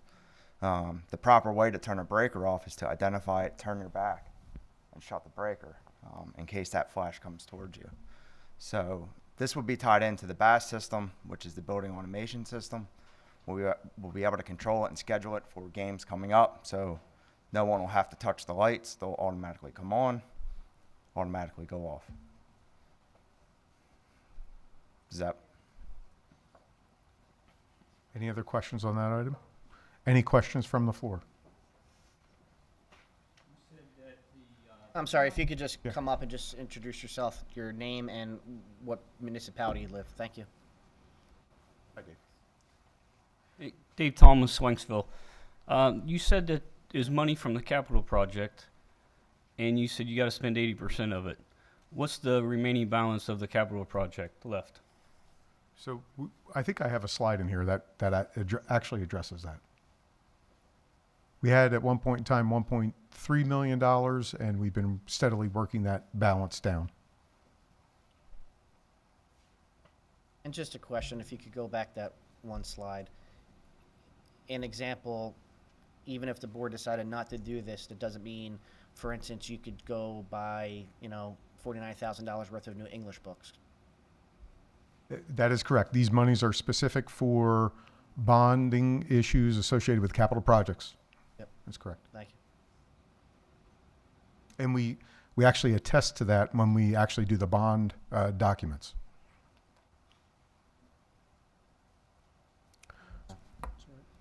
Okay, thank you.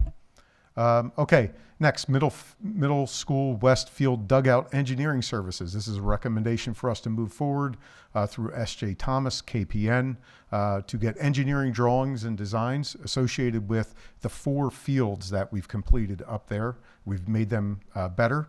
That was the work that we did before in the fall, and we actually got those done. So we're moving forward with the construction of dugouts, 8 dugouts at Middle School Westfield, and we would move forward again. This is through KPN. It's a capital project money use as well.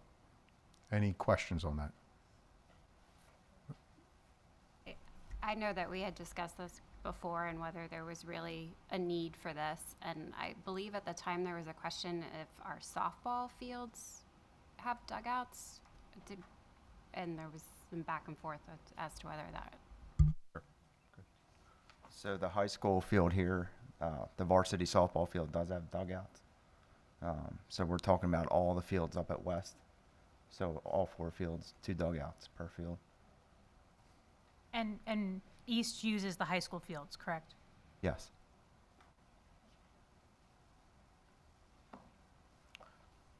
Okay, any questions? I see there was a question in the chat. Was that for the current conversation? Okay, all right.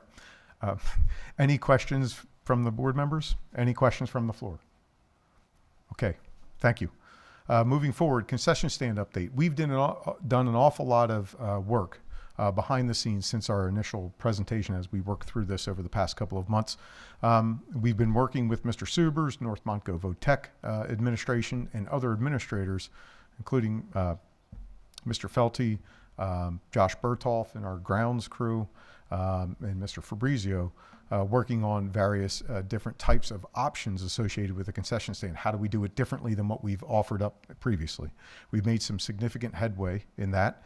Additionally, Mr. Ware, Dr. Weir has been helping us to obtain local quotes from different businesses and also bringing forward a different perspective and an option that we hadn't considered until that point in time. So we continue to work on the fine details, but let's just say the conversation that we had about $475,000, it's not going to be that. And we feel that we can do it for considerably less and still get the concession stand that we want to move forward and address some of those issues.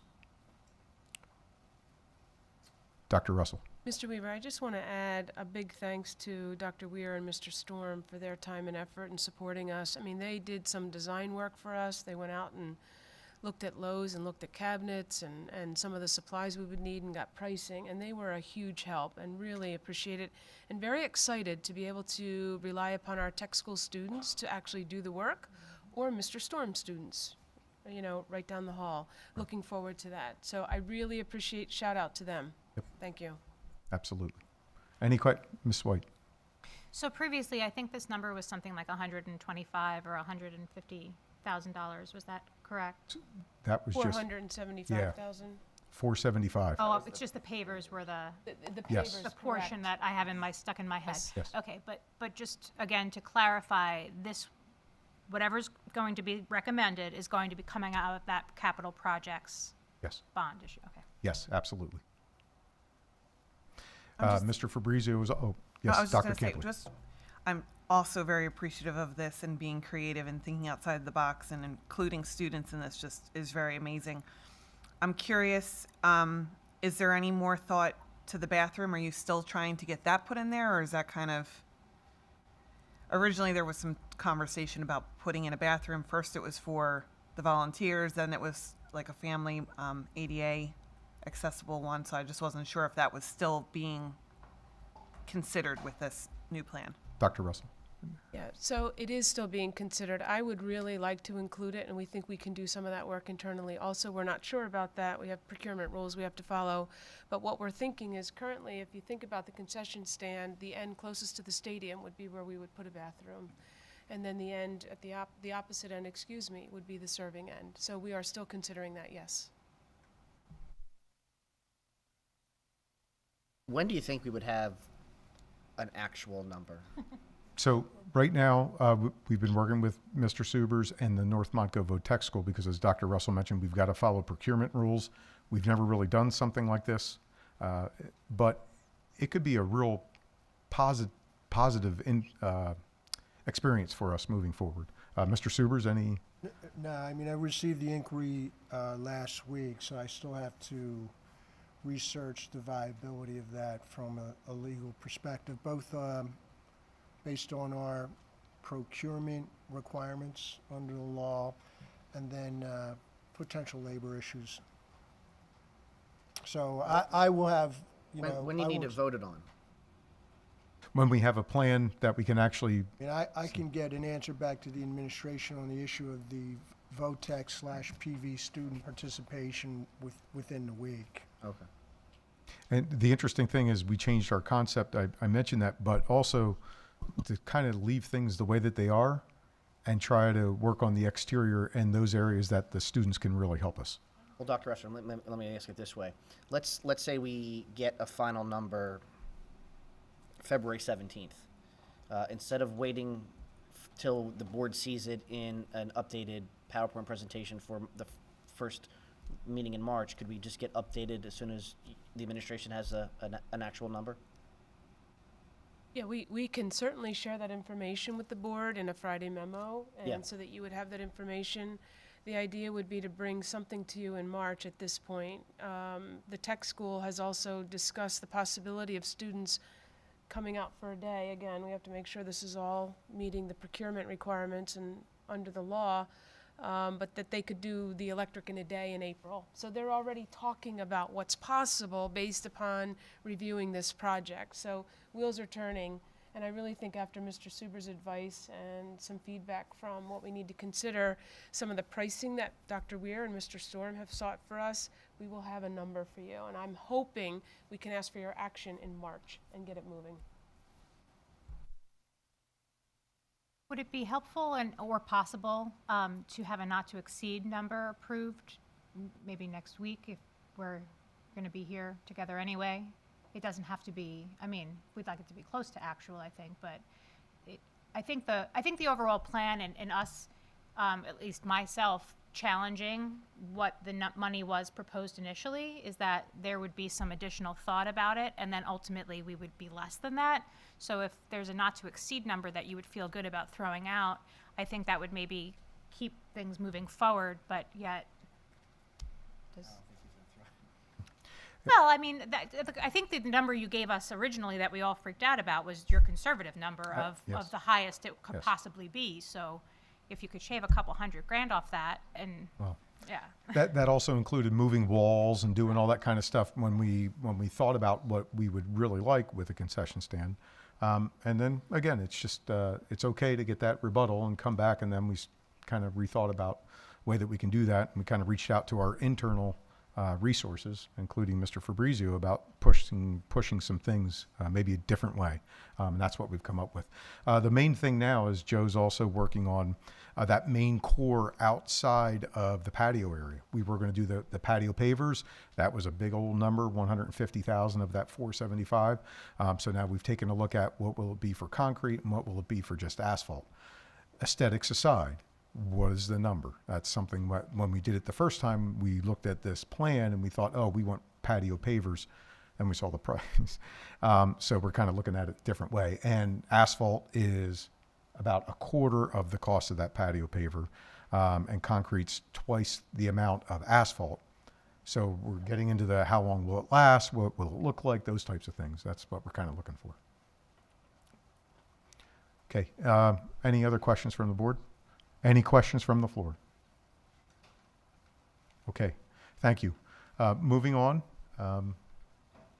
Family Consumer Science Room, transitions. Mr. Fabrizio.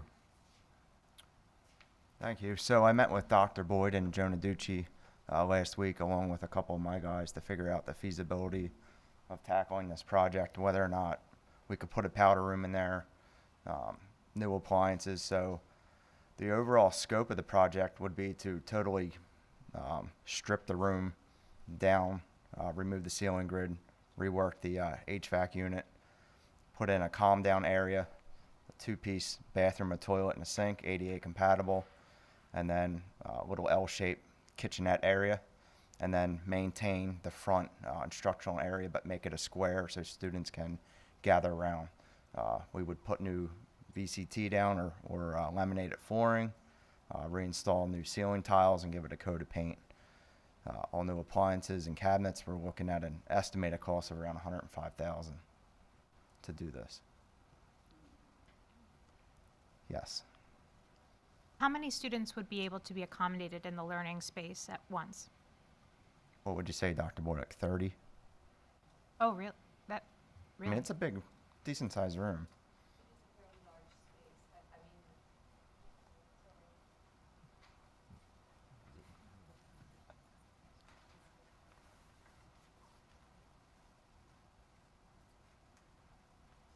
I apologize, I don't have the numbers in front of me, but last week, I believe when we presented, we shared how this population, this would primarily be for our students at 18 to 21 years age range.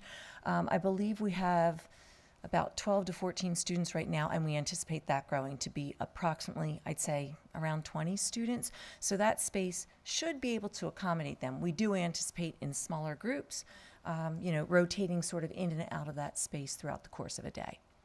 That's what, but more like centers with each area. Yes. Okay, I just was Yes. curious as to whether or not that square area for like a communal sort of, I don't know, morning meeting or something. I don't know how to describe it other than that. But how many would be able to be accommodated there? Because although it is a large room, when you're starting to talk about sectioning it off, it'll get close, and then those students have adults with them. Right. So then it becomes even more people in the room. So that's why I asked that.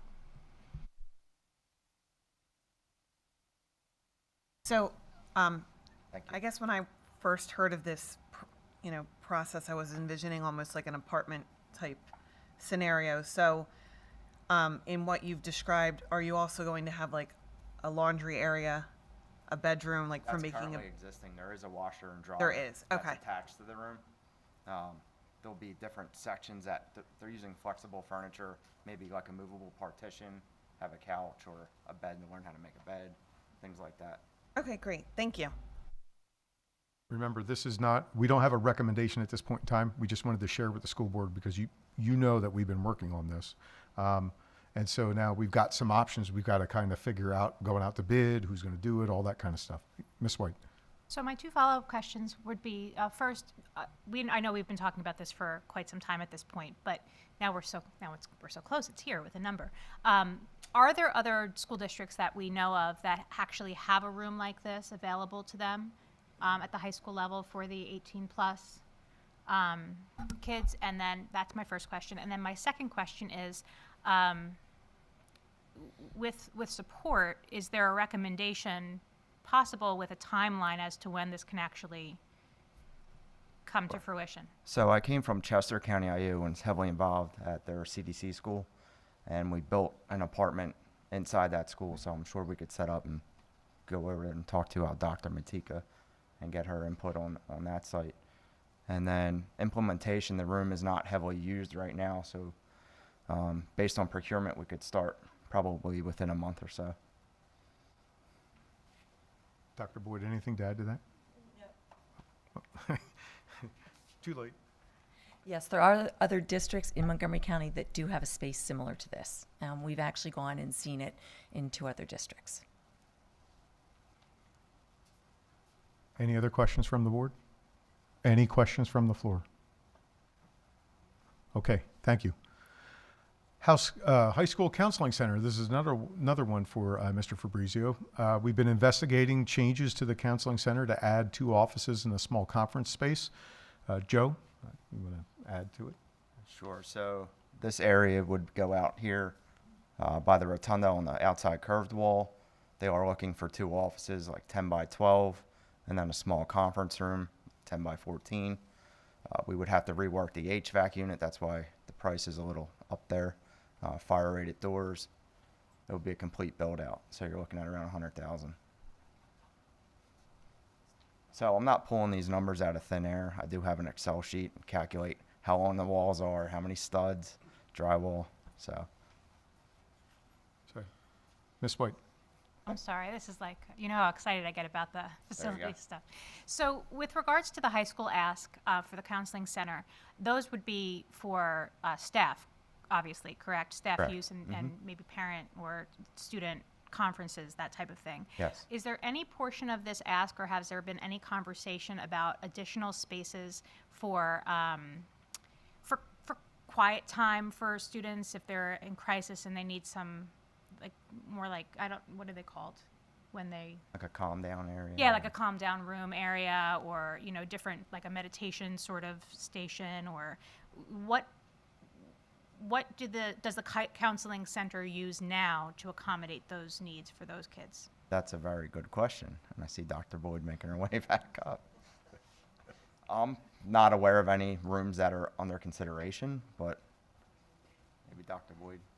So they do have a space that is, I'll say, a conference room that they've also utilized as a Zen den for that space. So I think the purpose of these are to accommodate our staff so that we can continue to use the current space as that calm down Zen den type area for our students. And at the high is school. that sufficient, or is paired with this ask, is this an opportunity to have additional spaces considered based on feedback from the counselors and the certain, I guess where my train of thought is that if we are having some repeating issues in terms of emotional supports needed for the high school, that maybe it would benefit with some collaboration with the council, in addition to functional areas for staff, which obviously are important. I think that there should be some consideration as to expanding just maybe the resources that the counselors have for students. And this space as well would be flexible so that it could be used for students, it could be used for our counselors, it could be used, for example, our outpatient provider that comes into our space. So it would allow for additional spaces, because that is very true. I believe it would be described as we're running out of space to provide some of the services that we're trying to do. So we are being very creative right now and utilizing spaces as they become available. Doing this would give us space to accommodate students and the current needs that exist right now. If I may, though, I will add, Ms. White, that Dr. Moss and I had a meeting last week with a student who's working with Mr. Height and his course on a project to redesign the counseling center. So we are certainly going to talk to counselors, but also afford student voice and opportunity to help us to understand what might support them in this setting. So stay tuned. To add to that, I mean, with the counselors, I know that there's a lot of ideas that are probably floating around right now as far as what could be a more effective space. How much input are they having into saying, well, here's what we would like to see, as opposed to here's what we're supposed to now see? So I met with Mr. Burke and Dr. Moss and a couple other counselors, and they're driving. They said, we want this here. We talked about a couple different spaces. They weren't going to work out so well. So we all put our heads together and came up with this space out back here. So they have tremendous input. Well, that was Mr. Burke and Dr. Moss. So I think, to Mr. Fountain's point, the counselors specifically. Yes, there were counselors involved. I got you. Their names are escaping me. Okay, and again, similar situation to the previous one. We're working on it, moving forward. Any questions from the board? Any questions from the floor? Okay, thank you. All right, so moving on to the stake body truck. So this was a cut from our updated listing of our fleet, operations fleet. And you may notice that it's a little bit different than before. Mr. Fabrizio has entered into and is using an app to track all of our assets at this point in time, something we did not do in the past, but we are now officially. So the 1997 Ford stake body truck was scheduled to be replaced for 23-24 anyway. It has now died. So we do need to replace it. Mr. Fabrizio is doing, and his staff is doing a wonderful job trying to do the best they can without it. However, we would like to move forward with putting monies into the budget for next year associated with this particular thing. You can also see that we're also continue to track other items, like the mail run, the GMC van. We've got some other things that we're working on, but at this point in time, we'd like to move forward with the stake body truck. And the main reason is that remember when we went through with the whole pandemic thing and we ordered the trucks and we had to wait a year and a half and then we had to come back and do that whole process again. We'd like to move forward with this, get this ordered, and then see where this falls from a supply chain issue. Right now, we are being told that these items are in place or within the next 4 months. So we can work on this process. If they can get it to us earlier, then we have something to work on. If not, I've got $55,000 in the proposed budget for next year that if it doesn't get delivered until July or August. So we're kind of working at it both ways. It's a win-win. We need the truck. If it comes earlier, that's great. Then I'll remove the $55,000 from the budget presentation for 23-24. So we're trying to work both ends so we don't get stuck this time. Dr. Russell, if you would move forward. This is the request. It is off of CoStars. And again, we have $55,000 already in the budget for next year that I can remove if it gets delivered earlier. Okay, any questions on that? Ms. White? So I know we were trying to get ahead of this. Yes. And then, we had some other things. So there are 2 vehicles I saw that were poor. What's the plan? Okay, so Dr. Russell, if you can go back to that, there you go. So the mail run truck will be addressed specifically with a combination of a food service ask that we're working on because the food service currently has a van. And what we'd like to do is get a new van for the food service department, have the food service funds pay for that, and then that van would then become available for the general fund to use, which would replace the mail run. So we have thought about that. Also, the GMC van is also almost dead. So that would be something that we'd need to work on in the future as well. And we don't have to pay for funerals for these. No. Okay. No, as a matter of fact, they come and then we get scrap metal for them. Awesome. So it actually And helps. then I see that there's a cycle, that 15-year cycle there. Yes. For a lot of that. So, I mean, you're building out. Yes. Okay. Absolutely. And if you would have looked at this listing in 2017, which you may have, there were, yes. So we've made a lot of progress with the school board's help. Any comments from the floor? Okay, thank you. All right, athletic uniform cycle. Thank you, Mr. Fabrizio. Thank you. Okay, so again, much like the operations truck fleet, or fleet trucks, we actually moved forward with an athletic uniform cycle about 5 years ago. I'm bringing this forward because perhaps we haven't seen this in a couple of years, and I know Mr. Felty's working on his way to extend this. My goal is just to get this in front of the school board so that you see this, that we are actively working on this. Mr. Felty has actually built this out to 2930. So Dr. Russell, if you could go through the next couple of years, there you go, 28, 29. And you can tell we already have monies in the budget for this. So this is not an ask for an ad or anything. It's kind of just like, I'm just letting the school board know that we're actively participating and updating these different uniform cycles. Any questions? Okay, any questions from the floor? All right, thank Do you. you ever update just real quick, because I saw some of the numbers for an actual uniform. Do you ever periodically vend out and get bids from other uniform companies to get cheaper rates? Yes, we have in the past, yes.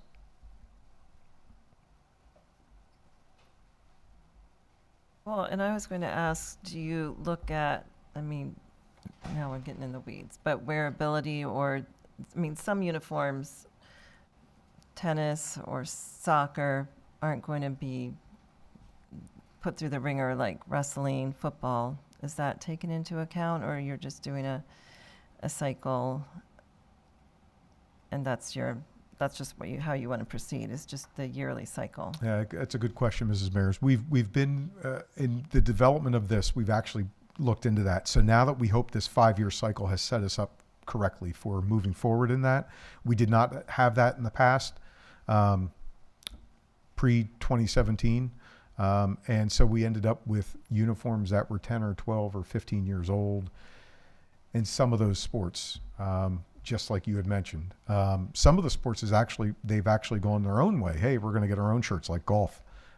So we've kind of worked a lot of those things back in the process. Mr. Felty, anything to add to that? I don't. Okay.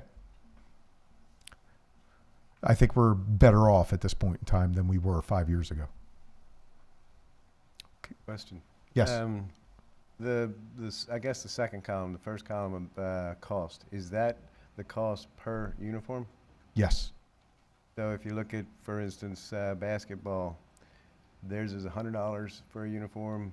Football is only $130. Does that include all the equipment on a football uniform? No, no. Just the uniform. Okay. That doesn't include pads, helmets, any of that stuff. So is that also being calculated in somewhere as well? Oh, as yes. An additional item? Yes. Okay. Those are the types of things when we meet with Mr. Felty, we go over and we review those things. How are you with those types of areas? And Mr. Felty's been honest and a pleasure to work with, and actually kind of trying to bring us up to speed on a lot of those things. Okay, any questions from the public? Okay, if not, okay, Mr. Felty, come on up. So behind the scenes, Mr. Felty has been actively looking at and watching the growth of girls wrestling at the high school level. And so Mr. Felty has provided us with a couple of slides for us to review and to consider moving forward with some sort of a program for girls wrestling. Mr. Felty. Thank you. So basically, I'm not going to stick to the slides. I'll just speak off of my knowledge so far of the movement towards girls wrestling throughout Pennsylvania. So I don't remember, I think it was a year or two ago that the PIAA recognized girls wrestling as an emerging sport. Essentially what that means is that they're giving us the heads up that this is a sport they're considering sanctioning in the future. So at that point, I want to say there were about 30 schools in the state that had girls wrestling. As of the most recent update, there are now 96 schools in the state that have girls wrestling. When that number reaches 100, then the PIAA Board of Directors will most likely vote to make it a sanctioned sport by the PIAA. So I would anticipate, again, I don't want to speak on behalf of the PIAA, but I would anticipate them making this a sport in the very near future. And so in light of that, we also have a demand here at Perkiomen Valley for it. We currently have a female wrestler at the middle school level.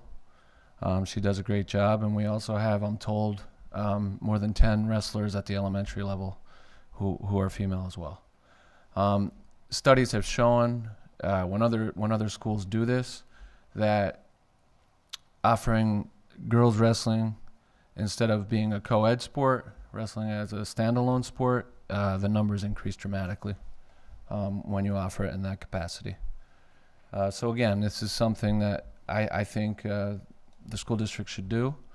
The transition to do it is not difficult at all. In talking to Souderton and Boyertown, who are local schools who have done this, it's a very easy transition.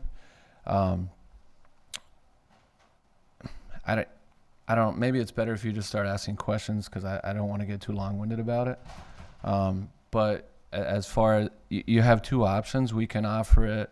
We can have, like we do with cross country, track and field, where we have a head coach who coaches both the boys and the girls team, or we can do it like bowling, where we have a head coach who coaches boys bowling and a head coach who coaches girls bowling. Again, those are decisions, that are ultimately up to you. Would they be the same tournaments? Like, so for instance, wrestling was away on Saturday. Were there girls at that wrestling match? So girls can wrestle in individual tournaments for girls, or they can wrestle as part of your dual meet squad as well. So yes, they could have wrestled in that if they wrestle off and win their weight class. Right. If the boys are here and the girls are here, then you need more than one coach. That is accurate. Very different with cross country, because cross country they're at the same. Correct. Wrestling's a little bit different. I think the girls wrestle. Some of these school districts that have girls wrestling, there might be a boys wrestling match in location A, and a girls wrestling match in location B. So we would need two coaches. That could occur. Obviously, if we don't go that direction, I would just make sure we don't schedule do on the same day like that. But yes, potentially that could happen. I can, just to kind of speak to this a little bit, I think the girls are used to wrestling with the boys. So I think if it was, one coach and we had a girls team, but they had that opportunity to kind of branch out. So they get to wrestle with the girls, but there's also opportunities for them to join in other tournaments. I think having a little bit of the flexibility with the optioning, especially since it's not necessarily as widespread as we hope it will be in the future, having it where they can be with the boys and it be co-ed in some situations with the option of having some of the girls only situations just gives a little bit more flexibility so that the girls have more opportunities. I think the issue that Mr. Saylor speaks to is a valid issue, but I think it could also be handled by having maybe an assistant coach instead of, for the rare instances when they may be at two different locations. But I will say that in just 3 years, I think when my daughter started wrestling with PV Youth, there was 3, maybe 4 girls total, and that number has tripled probably in the last 3 years with, 5 and 6 year olds wrestling, and they have absolutely no problem wrestling with the boys, and they do a great job. And I think it would be nice to be able to see them not have to stay strict with just the girls and have that flexibility, but to have a girls team and have them be able to really start expanding that sport, I think would be phenomenal. I agree.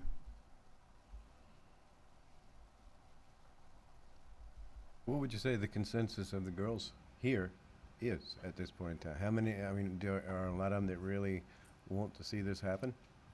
It's a difficult question to answer because we haven't offered it as a standalone sport, and so I don't know if that inhibits, some of the girls maybe from coming out or wanting to be part of the team.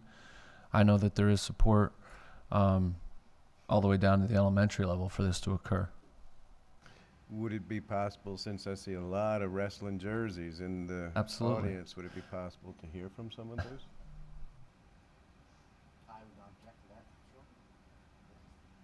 Sure. Are there some Gianna, you wrestlers want to in come the up and audience? speak? Or- I'm the youth president. Yeah, you just got to come up and introduce yourself. Just your name and your municipality. Hi, I'm Lauren Grader. I am in Collegeville. What questions did you guys have? So my daughter is the middle school wrestler who would be moving up, and she works hard, but she's starting to hit that point where her strength doesn't necessarily match the boys of her age. And I think it's something that we're seeing throughout as you watch the girls wrestle the boys. And it's just important that we support them and let them know that they are important, and what wrestling brings to the boys can also be brought to the girls. The confidence, like what Mr. Felty said about all body types being accepted, things like that. Yes. So what opportunities will a girls' league bring for the women? So I think it would be more equal, because right now it's harder for the girls to build that similar muscle mass that like a 9th grade boy might have. So they kind of go in and have a harder time. They still work hard, but it's harder. And maybe this is more for you, but do you see this coming to colleges? Yes. Oh, yes, that's a great question. So MMA Alvernia, Okay. Alvernia, The attendant Ursinus, Delaware Valley. opportunities for the girls. There are over 100 colleges across the country that have now sanctioned girls wrestling.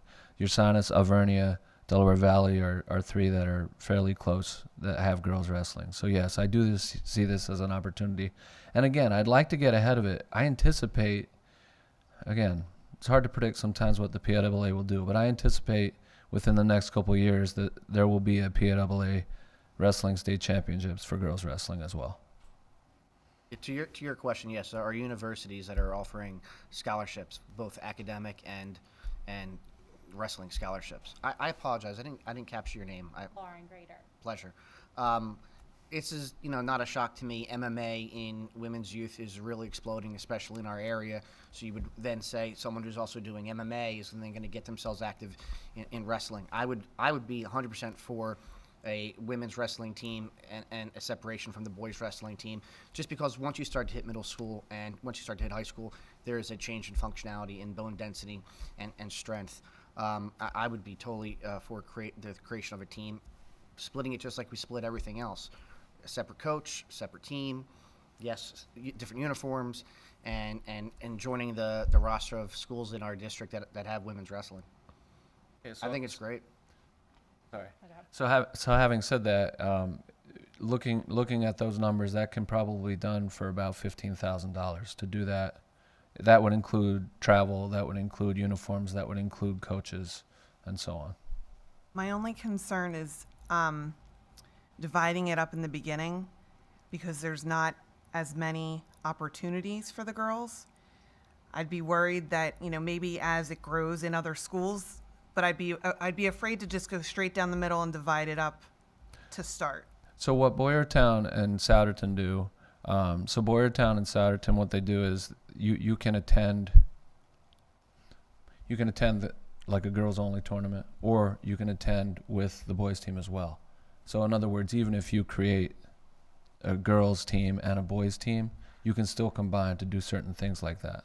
And that's what I would like to see happen, especially in the beginning when there's not as many opportunities because there's not as many districts participating.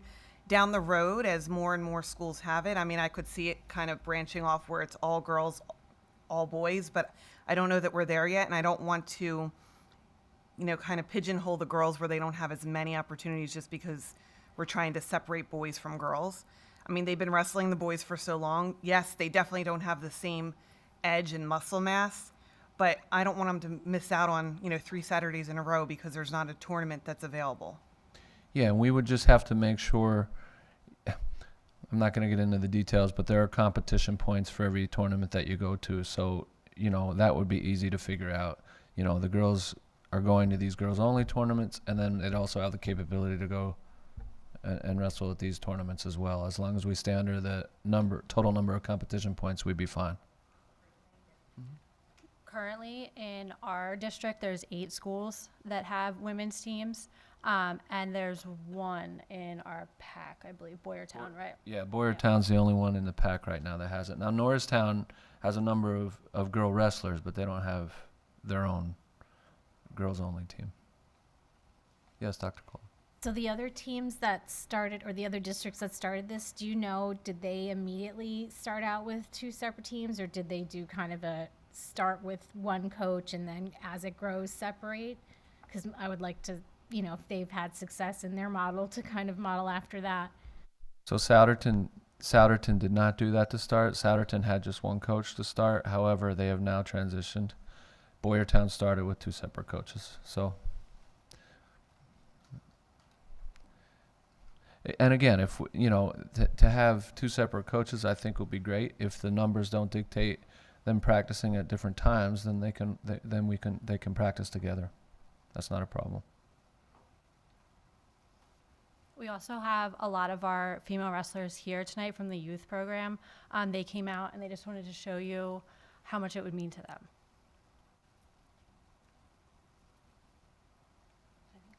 Thank you. Thank you very much. So when do we need to make this an agenda item, or what do we need to do, Mr. Reed?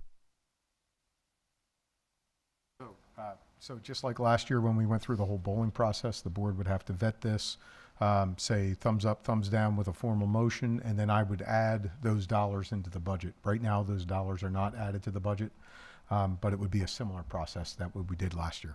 So can we add it as a motion to next week's agenda? Second. I have no problem with that. Yeah, we're not into making a motion yet. I think she was just asking a question. We're in the middle of a committee report. Real quick before you continue, the wrestlers that are here, could you just stand up so the board can just recognize you and see you? Because I know you're stuck behind some adults there.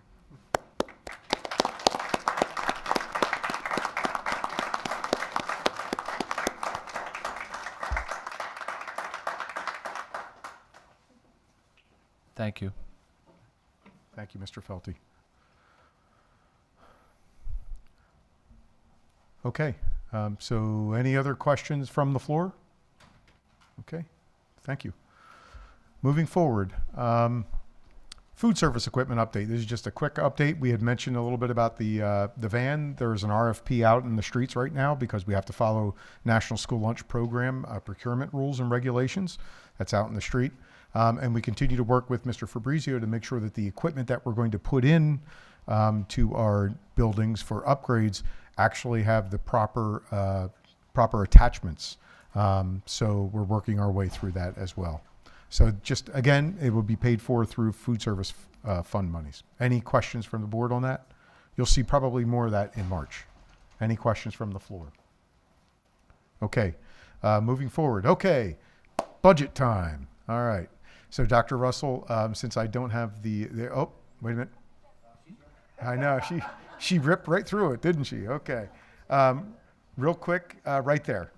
So tonight's presentation, we've added $300,000 for interest earnings. Mrs. Hurd and I are comfortable right now with that. That may continue to grow. Remember, we're building that. And interest rates, the Fed just increased interest rates again. So we will continue to see that positivity moving forward. And then what we're doing is we're netting the adjustments that you'll see on the back end from a perspective of PVSD adjustment and also for recognizing some additional costs associated with that. I've grouped them together. Altogether, it's a net positive impact of $289,000 overall on our overall revenues. Dr. Russell, if you move forward, right there is our total tonight, $120,315,000 even. That's about a 1.9%, almost a 2% increase. Again, the big drivers in the local revenues are the interest earnings, again, which we all know, and the earned income taxes. Dr. Russell? Again, continue to move forward. The board has seen this before, a couple of slides in there associated with graphs. And again, if you go back one more, Dr. Russell, thank you.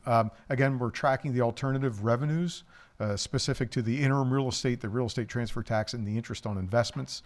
And you can see here, the top part, the green bar, or whatever that is, that color, is showing the $1.6 million now. That's where we're showing for our interest earnings. And again, those are alternative revenue sources that are helping us for our budgetary purposes. It's worth tracking. Dr. Russell, if you could continue to move forward. Again, those slides you've seen before. Moving into the expenditures. Dr. Russell, if you could go back, a couple of slides there. One more. There you go. Okay, 9-year cohort survival method, that was asked. One of the other reasons that I wanted to stop here, Mr. Keenan, is to show you that part of this also takes into consideration the variable of live births. Now, that doesn't mean if they are born in one of our 6 sending municipalities, they will be here by the time they go to kindergarten, but it is one of the variables that we track, and you can tell that the birth rates are actually going down and they're actually lower. So that is also helping to drive lower enrollment rates. I just wanted to make that point. That information is there. Okay, total expenditures as of tonight, $125,807,190. That's a 4.41% increase over the budget for 22-23. Dr. Russell, if you would hit the slide, there you go. All right, so we're recognizing the final bond payment for the actual closing of the 2023 bond issue that we just did. We had monies in there to help soften that blow. We had to add a little bit of $39,373. You may remember when we talked about this and we set up the 22-23 current year budget, we actually had a lot of savings, but we left some of those savings in that expenditure line item. So we're not actually doubling it, which means that we actually did a really good job in the bond issue that we just had, because we expected to double that figure. So we expected to add another $250,000. We're only adding $39,000, just slightly less than $40,000. So we got a good return on our investment associated with that bond issue. The net adjustment is negative $36,165. Dr. Russell, just a highlight, the big highlight area there. We took off the true-up costs to offset some of those increases that we had mentioned for the final agreement for the PVSD group. And that's why you see that negative, that net negative figure. And then all the others as listed. Dr. Russell, if you could go through there, unless the board has any questions. If you get to the last item, there you go. I have questions. But you want to finish this slide, go ahead. Yes. Okay, so right now, as it currently stands, as presented, we are at a 7.14% increase. And again, we continue to knock it down. We were at 8, then we were at the high 7s. Now we're at 7.14 as we continue to move forward. Mr. Saylor. Yeah, so my question is, we're talking about, we mentioned earlier in the education report that over the past 8 to 10 years, we've had a reduction in 600 to 800 students. We're looking at birth rates dropping 25 to 35% over the next 10 years. When does the school budget start to drop? So good question. And here are just some facts. We can look into this in depth, slice it any way that the board would like to. A couple of things to remember. one, our debt service is now set. So that $10 million that we've got in there, level debt funding over the next 12 years. That's by design. Yep. That's the first thing. Second thing is the mandated costs that we have to pay. So you're talking about PESers. Every new dollar in salary that we do, and we know that we have salary increases per agreements, that drives an additional 34% for PESers. So it's the current rate is 34.00% that we have to pay in. That's the employer share. And I always say this, I am the beneficiary of the PESers. It's not sustainable. But every dollar that we add drives additional costs on that side. You're talking health insurance costs. All of those things and factors in there. Those are set costs that increase associated with the fact that we have staff. Correct. Now, Dr. Kohler and I participated in a call with a new representative, Donna Shern, and that was one of the things that came up on that introductory call was that PESers is not sustainable because you have, for instance, now looking at Perkiomen Valley, our student population is going down and our school budget keeps going up. One of the reasons, besides the other unfunded state mandates, is you have an unfunded 30.4%? 34%. Oh, 34%. Yes. PESers. Yep. But take all that out. There's one of the questions that I sent last month, and I know we'll be getting that information before the next meeting. What does the school board control compared to what does the school board control prior, and when does that school board controlled number start to reduce itself? At some point, from a business setting outside of public education or public bureaucracy, we can't control the state mandates. We could go to, Advocacy Day at PSBA. We could talk to, Senator Pennychuck and Representative Shurin and, call Representative Webster and Cerisi and talk about all the great things that we could do in House legislature and state legislature. But from just a business standpoint, as student populations go down, at least our nut should be going down. We can't control that. I would like to see what that might look like over the past 10 years prior and maybe 5 years ahead. Sure. We can't control what we can't control, but the parts that we can control, do we see a reduction in taxpayer funding money? So that's a very good point, and we can certainly look at that. And I don't want to get lost in the weeds because the numbers are what the numbers are. Several years ago, let's go back to 2008, 2009, when that nasty recession hit, the state, whatever side of the aisle you're on, didn't really handle it too well. School districts didn't really handle it too well. We had talked about what was low-hanging fruit, and we went through that exercise from our budgetary perspective. What was fixed? What was variable? What did we actually control? The reality is that we actually control less than 5% of our budget. And those are the supplies and the books, those types of things. If we want to, we can do that. Then we have no books, we have no supplies. That's the reality of what it is. We can always re-engage in that conversation. After a while, it became the same thing. All right, what's Weaver going to say? What's the low-hanging fruit? Okay, here we go again. Copiers, you talk about those. The reality is we have all these buildings. We have debt associated with the buildings. We fill these buildings. We're responsible for educating our children. And I think we do a really good job. The one thing that Perkiomen Valley really doesn't have a lot of issues with is charter schools. And I think that is a reflection of the education that our children do get, because many of my colleagues are suffering because of the charter schools, and they are leaving their school and they're paying $40,000, $25,000 for each child to go out to a charter school. That law in and of itself, I'm not a lawyer, but that's flawed, and that harms our taxpayers very much so. Again, we're lucky because of the education process that we have. Kids want to stay here. Parents want their kids to come here.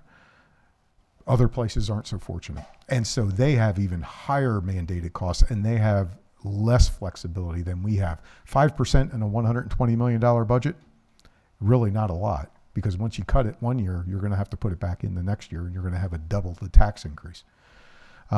So I think we try to do a pretty good job of that, but we can certainly break that down, and we've got spreadsheets that we can share forever. So that's good. We can do that. Ms. White. Reaver, that was prolific. That was wonderful how you just explained that. It was really amazing and excellent. So I appreciate you being such an advocate for protecting our finances. You always do your due diligence, and I really do appreciate that. Thank you, Mrs. Hurd. Thank you. She's the wizard behind the scenes. Very good. The question that I have on the tail of what Mr. Saylor said was, although we do have these projections of the enrollments decreasing, there's obviously still more growth within the district with housing and things like that.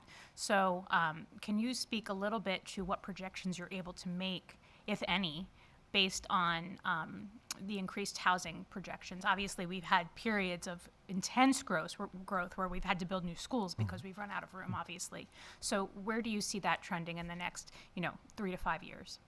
Sure, that is a really good question. That's one of the driving factors that we look at. When we have history with our studies that we've done with Montgomery County Planning Commission, it's weird, we didn't mention that, and now we mention it twice in the same meeting. They have variables that they will utilize, and we can talk amongst colleagues. So for instance, for every new home that is built, 0.17 includes a student. So after 4 or 5 homes, you get 1 child. We can't predict what that child will be, what grade that child will be in. And demographics and society kind of drives that a little bit. So when we had the building boom in the 90s, I was not here. You are absolutely right. It was not unusual for someone to end a school year with 4,000 students and end up the next September with 4,300. And when I first got here, we had 4,100 students. We topped out at 6,000. So that's almost a third more, right? That's 33% more. And now over time, those students have left, and where they've gone, I'm not really sure. They've graduated, they've moved on. We have a couple of bubbles that are now coming out of the middle school into the high school. But yeah, so there are variables that we can ask the county and say, hey, we have a 48 home development going in across from Middle School West. We can very quickly get the details of the current economics situation and guesstimate 20 kids. Now, they might go to Schwenksville. They might go to Middle School West, or they might go to the high school. We don't know. Certainly the younger group of adults are waiting to have children, so we hear. And so they're working themselves towards, hey, I want to own a house first before I get married or before I have children. That delays that process. So that's all part of that variable. And the county tracks a lot of that information, so we can ask that. And it varies. If it's condos, the population might tend to be a little bit more towards students because condos are a little bit more affordable. So that's a great question. Okay, so moving forward, let's flip the dial. So a couple other things. Remember, the governor is going to give his budget. He gets an extra week to do so, and then that will obviously be an adder for us. No predictions yet on what's coming out of there, not from PASBO, not from PSBA, so we don't kind of know how that's going to work out. We continue to track these other things. So Dr. Russell, moving forward, this next step, remember our primary goal right now is to get to that 4-1 because that's what the resolution says. And typically in February, March, and April, we make great strides to get to that resolution, and then we work its way down. So Dr. Russell, any questions on the budget? Any questions from the floor? Okay, so the next phase of this is the recognition of available fund balance and reservations, which we've done. We strategically go out, we know what our reserves are, and we work on trying to utilize these monies to the best of our abilities to help offset future costs and use them wisely. We all know that they're one-time monies. Once they're used up, they're gone. So we are looking at what do we have in our pockets that we can utilize to help offset next year's tax increases. We continue to move forward for it. And this is our process to come forward and recommend to the school board where we're at. So Dr. Russell, if you would move forward. Here are some recent uses of fund balances over the past 3 years, just to provide some guiding details. Some of these items we've had forever, like unassigned fund balance, debt service reserve, mainly driven by the huge bond funding refundings that we've done over the past several years. PVSD reserve that we've set up on purpose from a strategic perspective to help offset the costs, the rising costs that we just talked about. And then COVID reserve, which was a byproduct of the actual shutdown from March of 2020, associated with transportation costs because we no longer had to transport the children for the rest of the year. Unfortunately, from a business perspective, this is Jim Weaver's perspective, not overall, we still had to maintain payments to people for the rest of that year as well. Now, I benefited from that, but we all worked. So part of that process is that nugget, if you're thinking of, well, we didn't pay these people, we remember the legislation actually mandated that we had to pay people moving forward, which in retrospect was a good thing. So Dr. Russell, moving forward. Tonight, the recommendation right off the top, utilize PVSD reserve for $250,000, utilize the debt service reserve for $301,000, and utilize the COVID reserve for $871,338. Total fund balance recommended as I stand here in this podium right now, $1.4 million. We now have a slide that goes in and talks a little bit about these. So I know there's tiny print in here, but really quick to knock off the PVSDs committed. This is a strategy that we've employed for years. And so we have a balance of $750,000 to utilize that on the left-hand side. $250,000 as I've recommended, that would leave us with a balance of $500,000. That will still get us 2 more years to extend that. Remember, the school board has every ability to work with administration. If we have a funding surplus at the end of the year as audited, we can back those numbers and increase that PVSD reserve as well. Same with the debt service fund. Debt service fund currently sits at $602,000 use.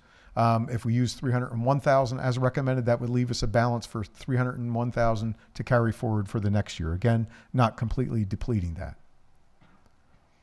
The next item, COVID reserve. We know that we have about $871,338 in that balance.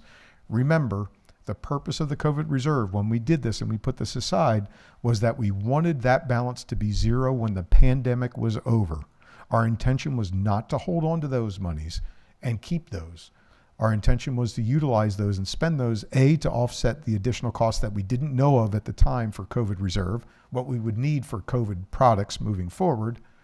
We didn't know that we were going to get grants. We didn't know we were going to get ERA and ARP and GEAR and all those other things at that time when we set those monies aside.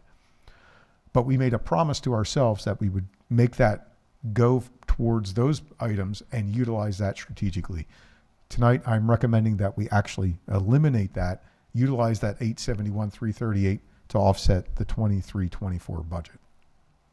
Again, it's open to conversation, but doing those recommendations and approving those, which again, I would hope we'd have conversation tonight, then we can get it on for board agenda and approval for next Monday night for these recommendations. That takes our tax increase from 7.17 down to 5.29%. And the use of that fund balance is about 1.13% of total expenditures at this point in time. We typically, the past couple of years, has ended up north of 2%. So we're still within striking range of where we're at, and we have not utilized any unassigned fund balance. That is because that will be developed as Amy and I become aware of our projection, and we share those projections, and we become confident in where we feel we're going to end up at the end of this fiscal year. Then we have a serious conversation about unassigned fund balance. Remember, this also includes all of the adjustments we've made for this year, for next year. So that includes all of the arrangements that we've had and all of the memorandums of understanding and all of the adjustments to stay competitive in the workforce for our staff. And so all in all, and also address security. So I think, lo and behold, if we go forward with these recommendations as I am recommending, I think we're in pretty good shape to meet that 4.1% and then to continue that work, to continue to glean the information and show some positivity and get that 4.1 down. Any questions on the recommendation at this point in time. Mrs. Evans-Brockett. What is still budgeted next year using ESSER funds? Like, how many funds are we still using out of ESSER for next year? Okay, so real quick, we have some ESSER funds, remember, are available, sorry. But remember, we don't budget for the use of those ESSER funds. That's what our professional organizations recommended because we didn't know how we would spend them down. So we don't budget for the use of ESSER funds. We utilize them when we need to, and it's a neutral impact on the budget. We have an expenditure, and we show the revenues of the grant at that point in time. Okay, but they're still being used to pay for certain things. Absolutely, yes. Okay, so what are they still being used to pay for? So that is a really good question. Go ahead. I can chime in, Mr. Weaver. If you're, Mrs. Evans-Brockett, if you're getting to what types of things might there be there that are ongoing expenses that would continue, it really was those 2 staffing positions. The high school counselor, and then the other one was the supervisor of health and wellness, which we have not yet filled. Those funds are still there, though, and should a staff member take that, that would be a allocation that would need to be assumed in the budget. Everything else were one-time expenses. Lift would be something that we would need to consider for the future, if we want to build something into the budget to continue a program like that or not, but we've been creatively thinking about how we can manage that within what we have. So there's nothing else that I can think of that is an ongoing expense because we've already planned for how to incorporate them into the budget. Okay. If that makes sense. So I would be curious what that total number is, because my question would be if we should use all of our COVID reserves for next year, or if we should save some of that, knowing that we're going to have this much ESSER funds for the following budget. Sure, that's a legitimate question, and I agree with that. And we've had that, Amy and I have had that conversation. There is no right or wrong answer, and we can certainly get that information and share that. Mrs. Hurd, I don't know if you would like to. You had some really good points. Now that I grew a beard, I was like, this is what we're doing. And Amy just kind of giggled. So Amy, I don't know if you want to add anything to the conversation. You had some really good points. Just what you said, we can either use it all to balance next year's budget, the entire reserve for COVID, or now that we know COVID is on the waning and we aren't going to have any more expenses specifically because of COVID, use the whole thing next year. I think the other thing is we have other opportunities that we're recognizing. So there's a $200,000 grant associated with the county art, Montgomery County Office of Public Health, Department of Health and Human Services. which they're getting federal monies on the back end.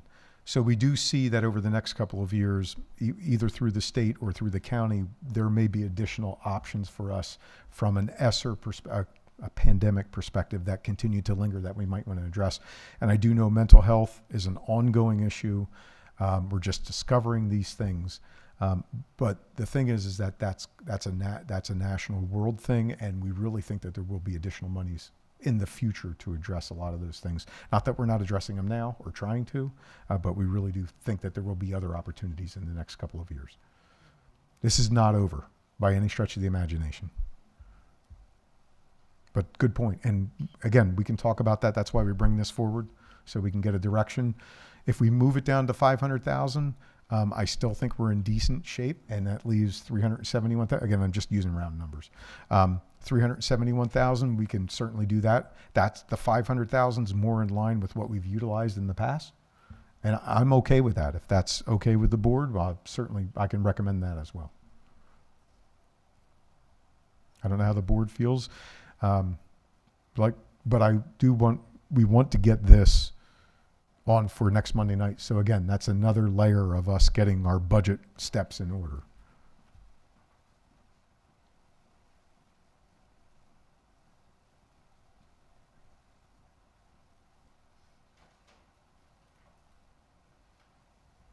If you could just get those numbers in the Friday memo, I think that would help make the decision for next week. Okay. Thank you. Appreciate that. Okay, Dr. Russell? All right, any questions from the floor?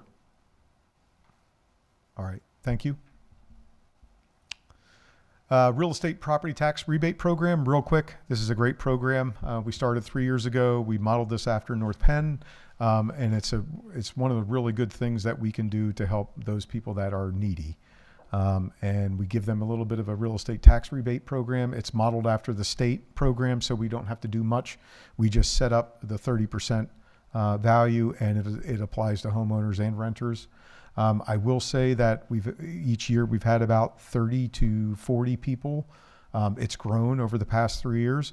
It still isn't like the 600-700 people that like North Penn has. So we've got all the fingers out there. Tax collectors are on board. They're telling people to do this. It's a simple application to apply.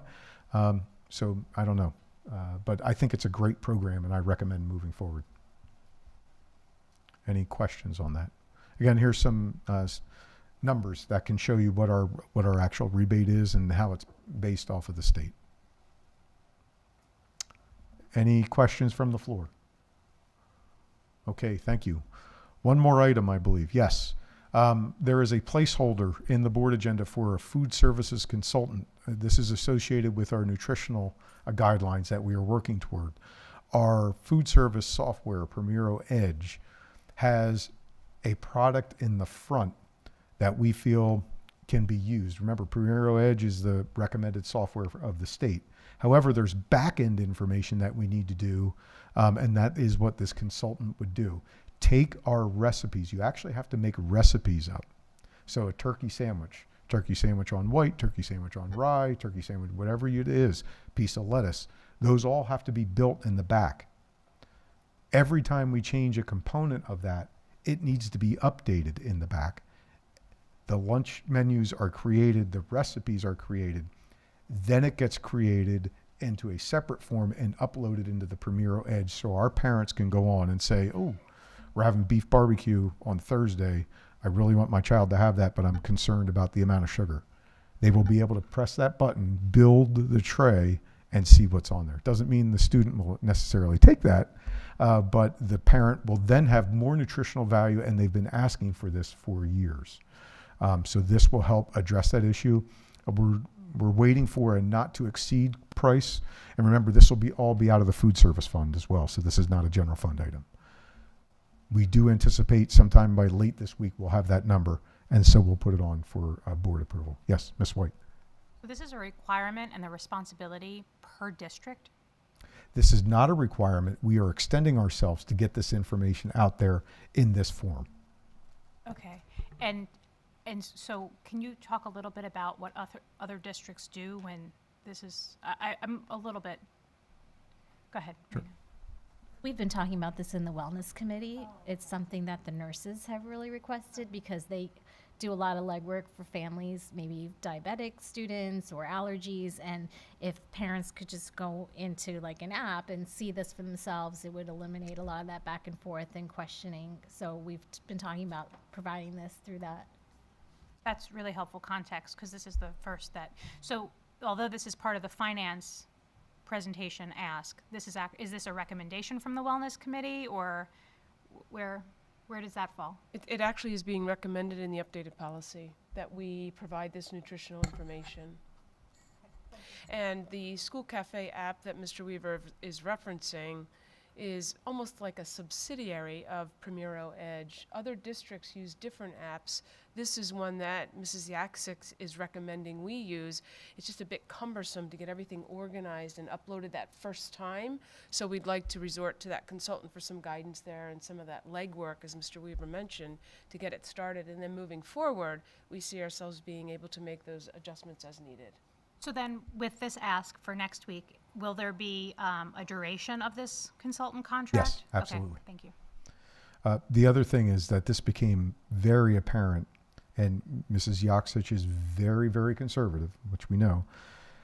The fear of putting something out there and then having a supply chain issue mean you're not getting Billy Bob's pizza, you're getting Jim Weaver's pizza, and the nutritional ingredients, sorry, it's getting late, are drastically different, could cause an issue.